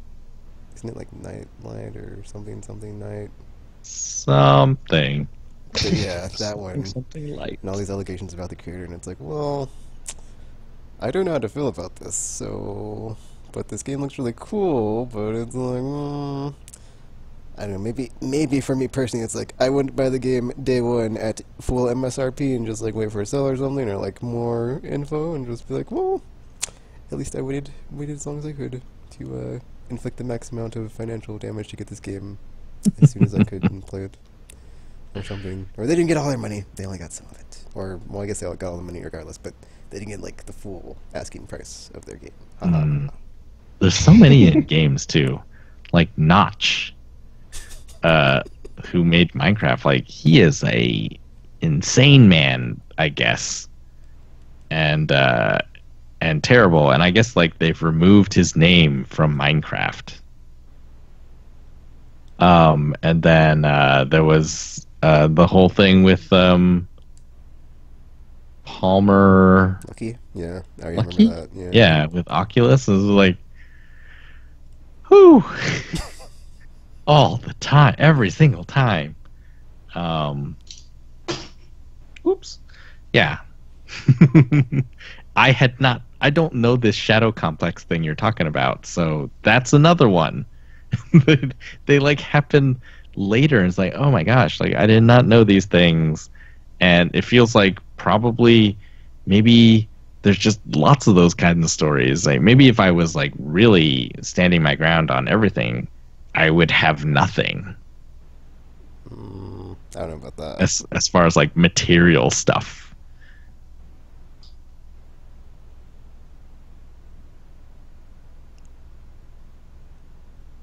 I'm actually glad you brought up the whole, like, now that I know that piracy is an option, it's like, I don't feel so bad. It's like, well, if this looks cool enough, but this person's a jerk, I can just steal it. Yeah. Did I bring up piracy? No, I brought up secondhand. I You was about brought to up say, you piracy. brought up piracy. Never mind. It's like, that wasn't tropical, that was you. Fighting fire with fire. Gonna be Robin Hood, that person. Oh, yeah. It's like, so you like to be this way against people? Well, you're not getting my money. In fact, I'm gonna take it for free. Ha ha ha. And this is where Tekken's at in 2019. This is where he's at. This is what the world's done to me. Darkest timeline. I'm supposed to be a bad Yeah. god. Like that one makes sense, except for the collateral. I'm just like, no, I want to. Well, like I said, tropical, chaotic good. Kill one, save the rest. Sometimes it's Oh got, my. like RPG says, man. Sometimes it bees that way. Bam. It does. Sometimes it does be that way.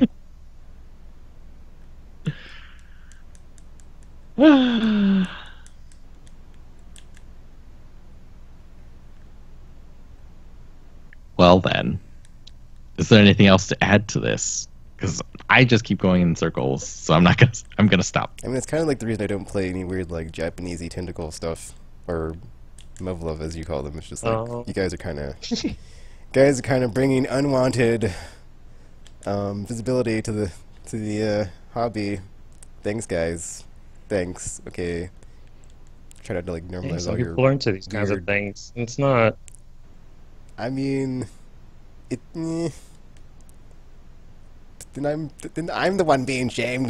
That's not... Yeah. No. As you should be. No.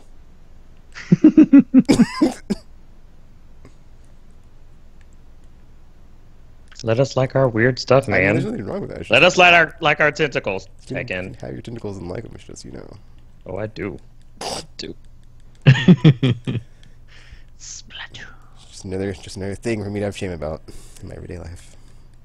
People have to bring it up. Like, oh, you play video games, so are you into that tentacle stuff? It's like, no! Yes, not all just actually, tentacles. I am. Are you too? Okay. Just kidding. That's not what's going on.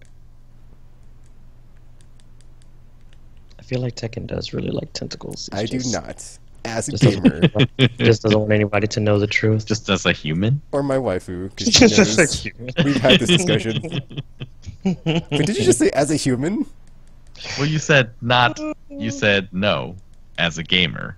I was like, why What did does you add that part? Whatever. Unprompted. Did I It's say true. that? I Weird. mean, it's not wrong. It's been a weird night, man. It's not wrong.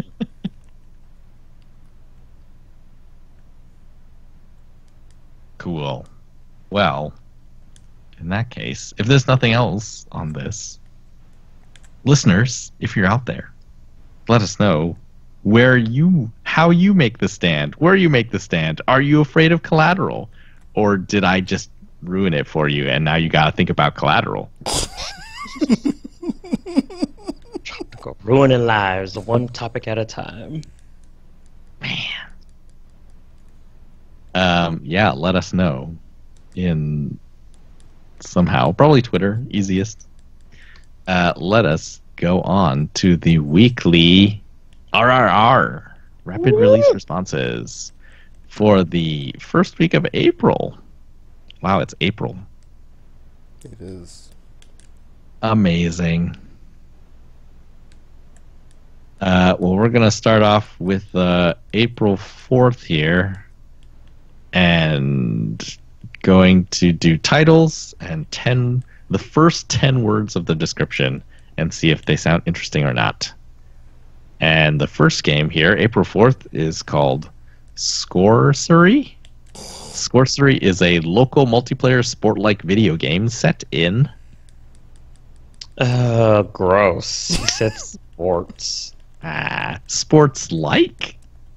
Still, same difference. It sounds like sports with magic, or dare I say, sorcery. Get it? Because it's sports and sorcery combined. You'll see yourself out now. All right. April 5th, we got Beat Blaster. Beat Blaster is a VR game about shooting and running. I mean, That's a bit, basic. Pass. That does seem really basic. I don't have any VR capabilities, so that extra pass on me. Extra pass. April 9th, next Tuesday. First one is Phoenix Wright Ace Attorney Trilogy. That's already happening? I didn't know that was already happening. It's already happening. Oh my gosh. Oh my goodness. I mean, I want it. I do want it, but the only problem is like the previous games in the series don't have the same mechanics as the newer ones, so it's going to be like very basic in comparison to, the current Phoenix Wright type thing. So I don't That know. was the first one, right? Yeah, this is the first Yeah, three. it's the first three. Yeah. So it's going to be like the bare bones version of Phoenix Wright, basically. Check in. I'll get it. Did you play these back in the day? No, I haven't played any of them. I only know it from reputation. Because people are like, Phoenix Wright, objection, it was so good. So good. LOL's objection. This is another one of Capcom's remasters, so maybe it will be super good. We're on the way up, so it probably will be. Because, Yeah. hot streak continues. The next one is Shovel Knight King of Cards. Shovel Knight King of Cards is the final campaign in... Wait, what? Bad description, but I'm going to get it eventually. I have never played the I really enjoyed the Shovel first Knight one. game, so I I was don't. like, I remember talking about it on the podcast. I was like, it's a retro style. Supposed to be super good. Then we got Zanki Zero, Last Beginning. God created the world in 7 days. It only took... I forgot all about that game. I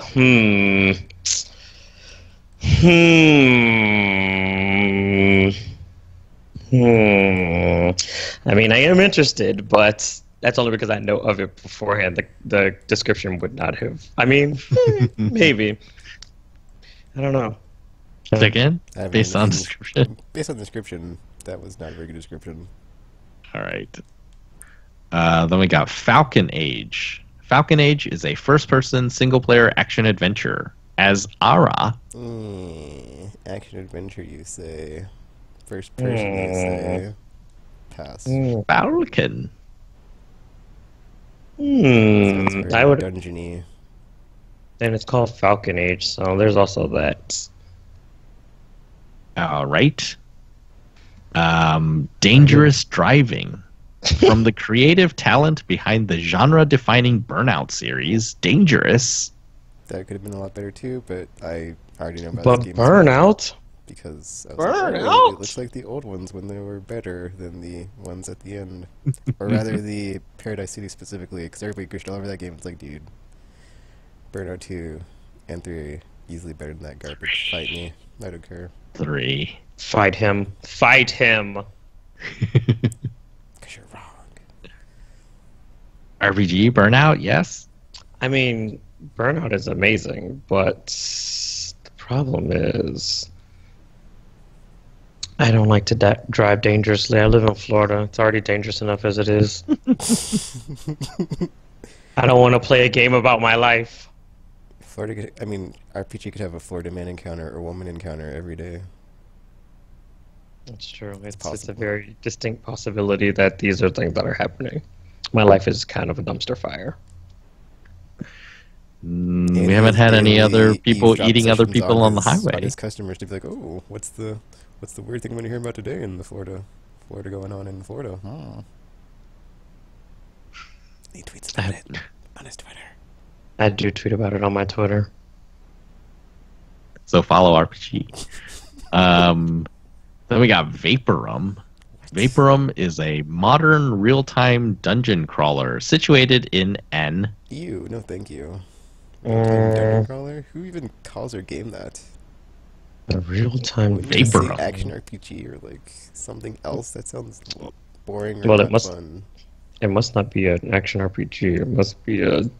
Oh yeah. dun- But it's a dungeon crawler. What other genre do you play where you're in a dungeon crawling roguelikes. in real time? Ew, that's even worse. Exactly. And then finally, Shovel Knight Showdown. Duel with up to 4 players and scramble after gems. This Wait, sounds there's like a PvP 2 game. Shovel Knight games thank coming you. out? I guess so. Interesting. No, thank you, PvP. RPG? Again, I have not played any of the games, but yeah, I'm not like down with the PvP thing, so that ain't happening. Alrighty. So yeah, those are the releases coming out in the next week.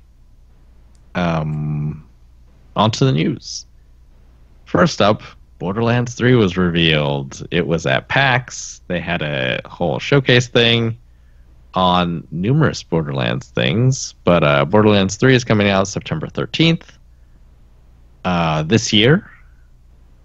4 different versions ranging from the standard $60 to the $80 and the $100 and the $250 Diamond Loot Crate Collector's Edition, which Holy hell. It's a trap. comes with a bunch of stuff, probably. Garbage that you don't need.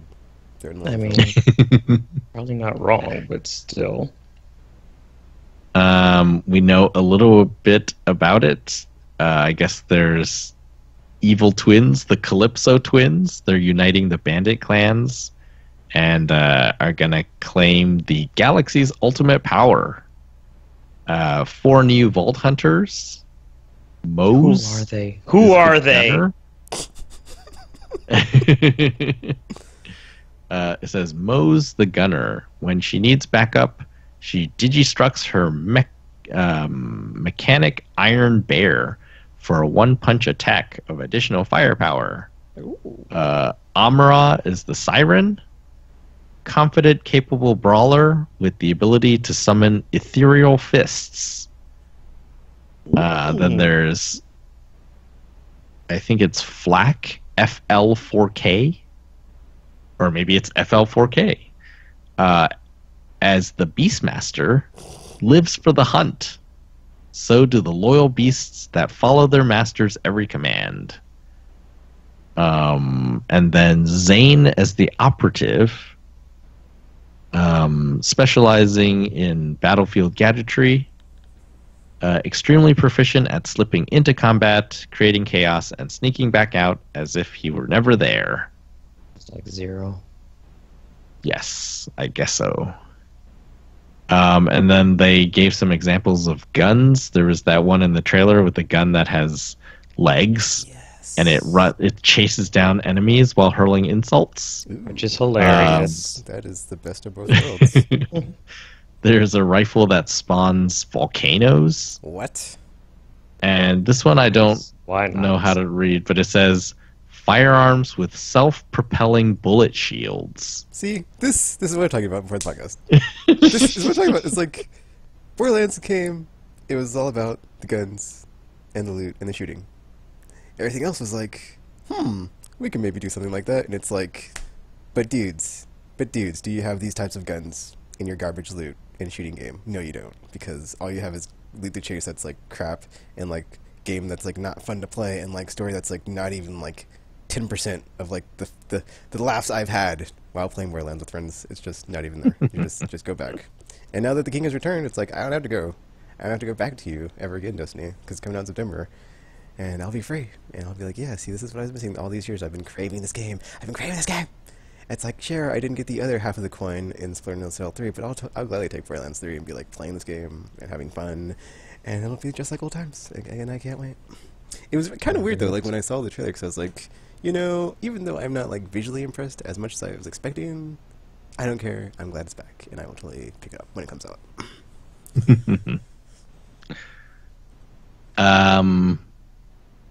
On other Borderlands, They all sound kind of cool though for the hunters. I'm like, oh no, I don't know which one I want to. Well, except for the operative, I don't do stealth. But I mean, other than that, everybody else sounds kind of cool. So the whole digistructing your cyber bear thing and magic arms and all kinds of fun stuff.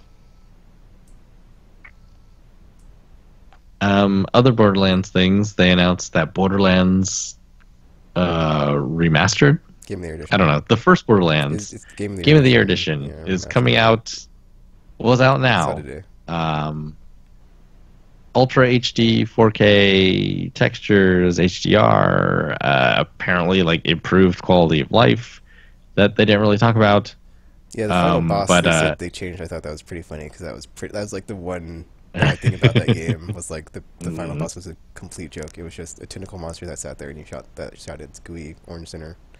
And it's like that's it. That's it. Gooey or Sinner. They also upped the split screen, so it used to be 2-player split screen, but on PS4 it is 4-player split screen. 4-player split screen Borderlands. Pretty cool.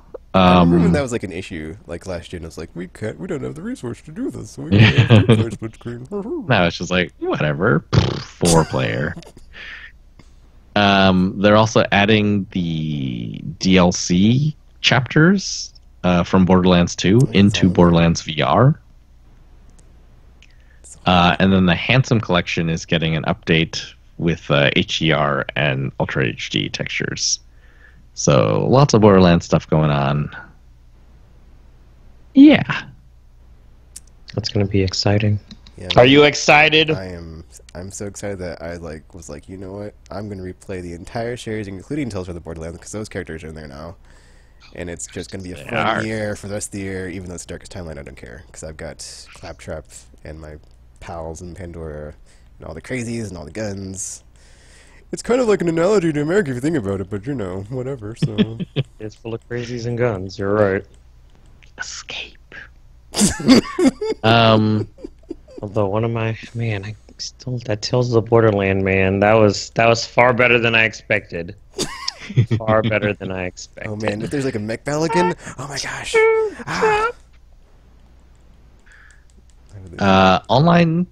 Online servers for Drive Club VR, and Drive Club Bikes will be shut down March 31st of 2020.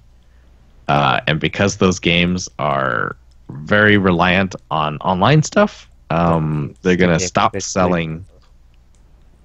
Well, you can still play all the single-player stuff offline. But why? They're going to stop selling Drive Club and all of the DLC and season passes after August 31st of this year.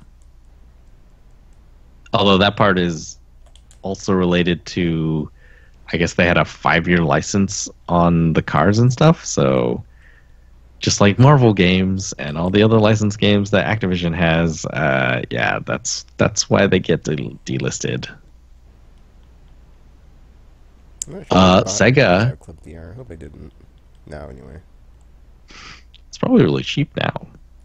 Not on the PlayStation Store. What's the point? That's probably true. You could probably get a better VR driving game. Sega has announced that they are joining the mini console thingy with the Sega Genesis Mini. It's going to be out September 19th, 2019, which I feel like is related to Sega in some way, that date. $80. It's going to be 40 games, come with 2 controllers. So far, they've only announced 10 of the games. Eco the Dolphin, Did the other ones come with 2 controllers, or they just came with one? The PlayStation came with 2. The first Nintendo The Mini Super came with Nintendo came with one. yeah. The NES Mini only came with 1. Yeah. Oh, Sure was like, interesting. Nintendo. But it's Eco the Dolphin, Castlevania Bloodlines, Space Harrier 2, Shining Force, Yes. Dr. Shining Robotnik's Force. Mean Machine. Mean Bean Machine, Bean tropical sheep. That's not mine. I just copied and pasted. Toe Jam and Earl, Comic Zone, Sonic the Hedgehog, Altered Beast, and Gunstar Heroes are the first Gunstar 10 Heroes. of Future the eventual generations 40. will know- Even Future that- generations will know of Gunstar Heroes finally. Even that 10 is like a pretty good starting lineup there. Yeah, apparently, like Castlevania Bloodlines is like one of the lost Castlevanias that I guess you could get it on PSP as part of a collection, and recently with the PS4 Castlevania something. All games that actually a lot of them are available on other stuff right now. Gunstar Heroes was on PS3, right? On the It like does. thingy that just came out, like a bunch of these are on it. I'm not sure. I mean, I know Castlevania's not because it's like Mhm. not in rotate or not in rotation. Whatchamacallit, out there in the game sphere. Circulation. Yes, that it's not in circulation, but everything else I think is on a collection or something. That's in Still. in there. You know, this is gonna be 40 games, and that's just 10, so Yeah. pretty good there. We touched upon it briefly. There was all the stuff about Anthem. Jason Schreier has written another expose. What went wrong with Anthem? And it's, if you read the one on Andromeda or Inquisition, it's kind of similar. It's like, what the F's going on? EA, Bioware, what the F? A lot of it is like Frostbite is that's continuing weird. to give them It's like- problems. that was weird because it was he is like not that a was fan of Frostbite. Wide, that's like a company-wide Initiative, initiative, yeah. and it like effed up all their games. It's like, why did they just not change course on that when it like they saw it was giving every basically game or developer trying to use it development hell syndrome? Well, so what they said was it because Inquisition did super well. Oh, that's right, I forgot. They're like in the article he says And they're, like, if rooting against it. That's Inquisition pretty had crazy. failed, then they would have been like, Yeah, oh man, we need to change course. But since it succeeded, they're like, oh, we can do it. We are BioWare. And Bioware magic. yeah, like the BioWare magic is something that leadership has faith in and just asks people to have faith in. And it basically is like the game is always a disaster until the very end when it is not. And people were kind of like, it's just like, what okay, I hope Yeah. so. type of crazy Kool-Aid are they drinking there? Yeah, it's really interesting. There's a ton of stuff in there. Yeah, the Frostbite thing is just it's very insane. And since there's only like, you know, DICE made Frostbite, so they have like the Frostbite strike team that they can send to help people. But then, yeah, I guess like EA has a sort of, oh, you know, you get resources if you make a lot of money. And who makes money at EA? It's not RPGs, it's FIFA. Yeah. And so, like, you know, they couldn't get resources, and management leadership didn't listen to their complaints. And And then like the one executive apparently- they showed the game to was like, this game's garbage, and they like made a really, really graphically intensive, pretty version, and he's like, oh, this is effing awesome, guys. Oh, graphics. they added flying in, back in, and yeah, it was just, it's a very interesting read. They didn't pick the name for the game until like a week after they showed it, or a week before they showed it to E3, and it's like, what? Yeah. What? They were gonna call it Beyond, Yeah. but they're like, oh, it's too hard to get the trademark. We're gonna call it Anthem, and they're like, what is that? That doesn't mean anything. But it was one of the other like titles they'd considered, and it was after that that they came up with the Anthem of Creation in the game, which is like the mystical power that created the world or whatever. And Also, the game started as like a survival type thing. It wasn't even about like loot shooting garbage. you know, And then when like they accidentally stumbled into that but like everybody, like all the higher-ups were like, "Don't compare this to Destiny. Don't. Whatever Yeah. you do, don't compare this to Destiny." And they're just Don't like, talk about how? Destiny. What? But You can talk Destiny. about Diablo, but you can't talk about Destiny. Also, there was what else? This was such a crazy story. There's something else that happened that was like weird. I can't think of it right now. It'll come to me eventually though. But just so much weirdness in the story. Felt so bad Yeah, reading it's it. really interesting. Yeah, I guess like BioWare has. Oh yeah, a lot of suffered- meetings where like nothing happened, where they're just like, well, we got this, we got this, we got this, issues here, issues here, issues here, suggestions, ideas, anybody, and just like, oh, okay, yep, taking notes, mm-hmm, yep, and nothing happened as far as like, addressing those things for like months, years, and it just like went like that on the ship until like, the last 6 to 12 months of development, and they're like, we gotta make this game and poop it out because we have demands, and yeah, upper management is like, or EA is like, we're not gonna delay it anymore. We gotta put it out, man. Development costs too high. Gotta make the returns on this one. Sorry. Such a crazy story. So And Kotaku cry reached rooms, out. that was crazy too. Oh my gosh, that was like rooms where people cry just the breakdowns. I forgot what they called it. Just like the BioWare something. Well, like the term that many of them learned was stress sleeve, where you're just like too stressed, and doctor orders you to leave work for several weeks, and people are just like, stress leave is a thing? Like they didn't know that it existed. But yeah, no, the story continued because Kotaku had reached out to EA and BioWare before they published, and then they sent them like bullet points on what the article would cover, and then so like basically very shortly after the article was published, BioWare had a response on their blog, which basically did not appear to address the actual article. It seemed like they had written it beforehand, and it was just they basically said, oh, we heard that the article is going to like tear down a bunch of individuals, and we don't want to tear down individuals. We think that making games better is like better or something. And yeah, it was very strange. And then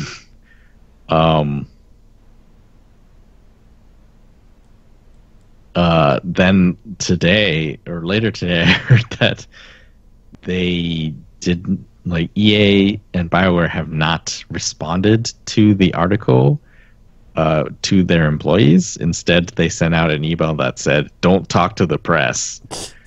And I didn't see that. yeah, that's That where we always are goes now. well.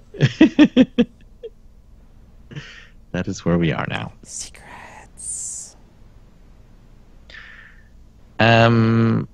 Let's see. So there's all that, and then finally, Twitch Prime currently includes a 12-month subscription to Nintendo Switch Online. Oh yeah, I got that.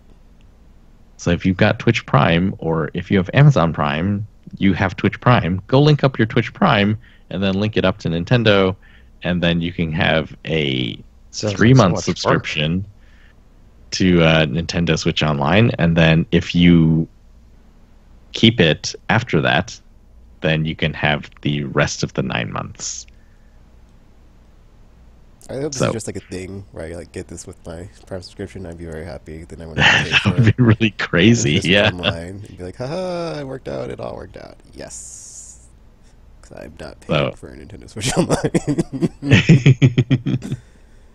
Yeah, it was more work than I thought it would be, but not a ton of work. I was like, all right, cool. So I'm getting a free year to Nintendo Switch Online. Thanks, Nintendo and Amazon, Jeff Bezos, and your billions of dollars that you should be putting towards cancer research and other diseases, but whatever. I mean, I'm going priorities. To big. Yeah. Big. It's a me, Mario. Yeah, that is the news that I have. Unless you want to talk about rumors, which we don't. I So heard a rumor. There are rumors. I mean, I guess we Already know. rumors. So yeah, the other stuff that I remember, like Ubisoft announced their E3 thing, so they're going to be there. Valve accidentally unveiled their VR headset. I guess they're going it alone and making their own hardware, because I guess they're making their own VR games too. So Valve is making games and hardware behind the scenes. But yeah, the Valve Index, it's called, is actually going to be revealed May 1st, and then ship sometime in June, I believe. Mm-hmm. So that's what they've been doing all these years, is working on VR and VR games. I guess so. I hope. Well, it definitely wasn't on Half-Life 3. I hope there wasn't some LOLs. accident where they just slipped and fell into some crack, and that's all they've been doing this whole time, just smoking the crack and like, oh man, VR guys, just living the dream, chasing the dragon, VR dragon. There was some. There was a story about Metro Exodus. They found out that they got some of their Steam codes stolen Oh no. from a factory that was printing the discs and stuff. And if you remember, Metro Exodus is not available on Steam. It's only available on the Epic's Game Store. And so they started getting complaints that, like, hey, I inputted my Steam code and it doesn't work. And they were like, what? That is funny. And then they found out, oh, it was stolen. And the reason it wasn't working was because they had removed the executables from the Steam version. That so some files, I guess, are on Steam, and if you had this stolen code, you could access it. But yeah, that's how they found out, oh, someone stole our codes and has been illegally reselling them online. So they're basically saying, if you got a Steam code for Metro Exodus, those were stolen, and you should go and try to get a refund. You was a thief. Because they've taken all the Steam stuff offline. So weird story there. Oh. Some people apparently got hands-on with some of that VR stuff that they showed at the State of Play.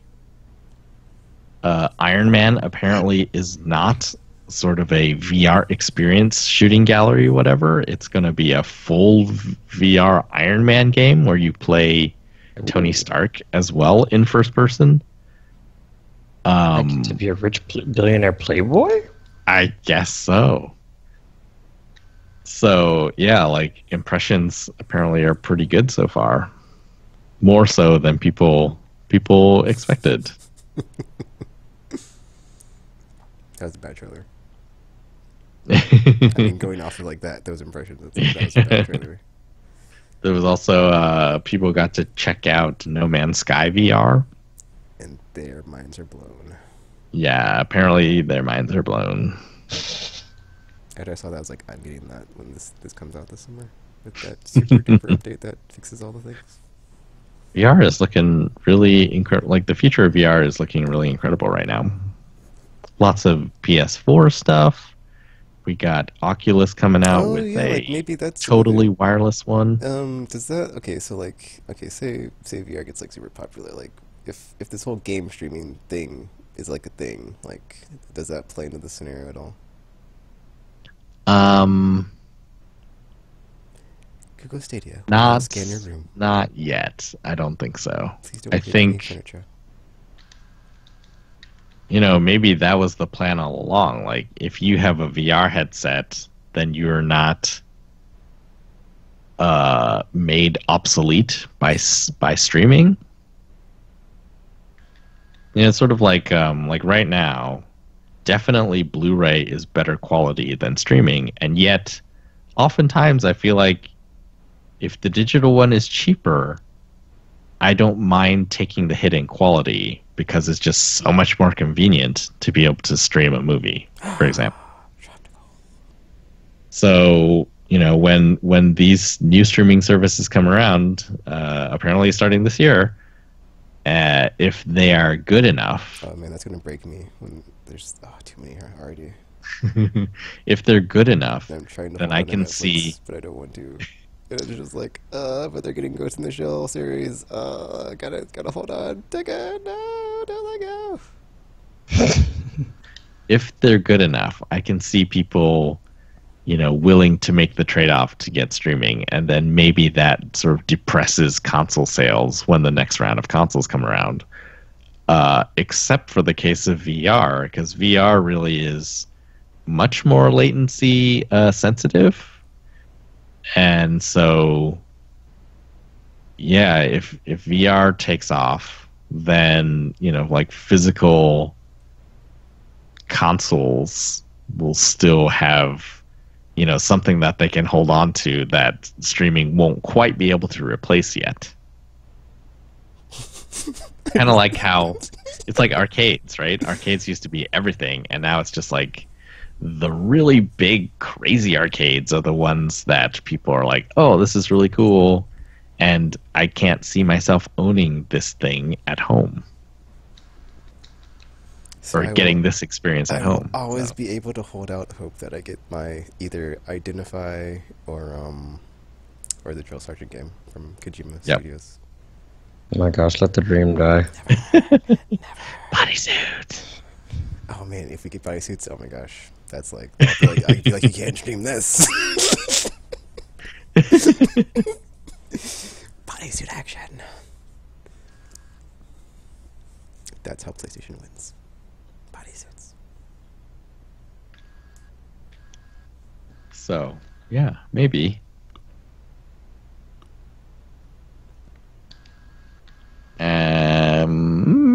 Yeah, and I think that about covers the news that I remember and didn't write down as well. So I'm truly out of news now. There was something about GameStop lost more money this quarter or something.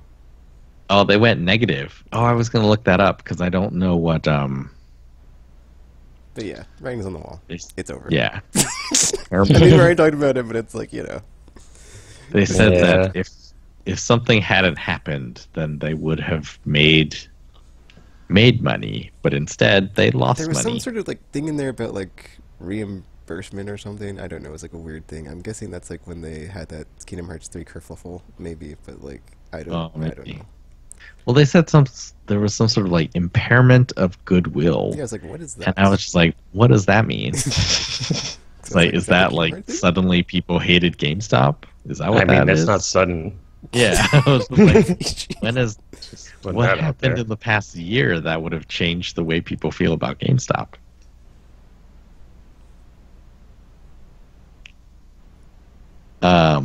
Yes. But now it's just turned into the slowly watching it bleed out and die phase, because this is very reminiscent of Blockbuster, Sears, Circuit City, all who came before them. Yes, all of the things. We're just slowly watching a retail company die before your eyes. But I'll be there front and center for the liquidation, so Oh, tell me about it. All the sales. You know how many PS2 games I'm gonna get? Jeez. The last gift they'll give me. Sweet, hard to find stuff that will live on in physical copies that I loot from their corpse. Oh my. Oh, that was the other thing about Red Dead, is you have to loot from every single person you kill. It's it's super annoying, dude. It's you have to hold down the button on everything to get it. You can't just walk around and pick it up automatically. It's nope. So very soon into the game, I was like, you know what? I'm not even bothering looting bodies because it's just too much of a hassle for me. I ain't got time for this. I will loot inside buildings, but I will not loot people because it takes too long. When I kill so many people, there's just bodies everywhere. It's pass. Oh my. There should be a skill that you can get for your horse. Body? Yes, you have to go to each body, hold down triangle to loot them, and it's just why am I doing this? This takes too long. Oh. There might be a challenge or something to get it, but it's dude, that should not be that buried behind skills and crap, so pass.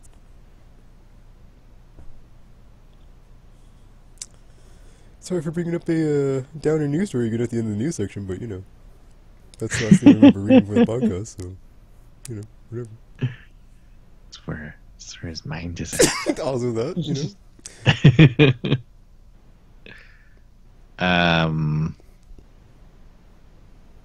There was something about there was a false counter story that one about LucasArts coming back or something, or Disney something. That was not real.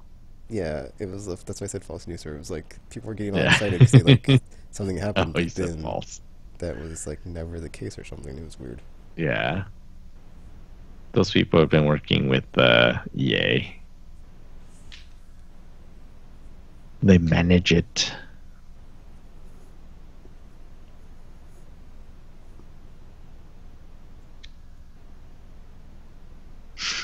Did you see 仙剑奇侠传6?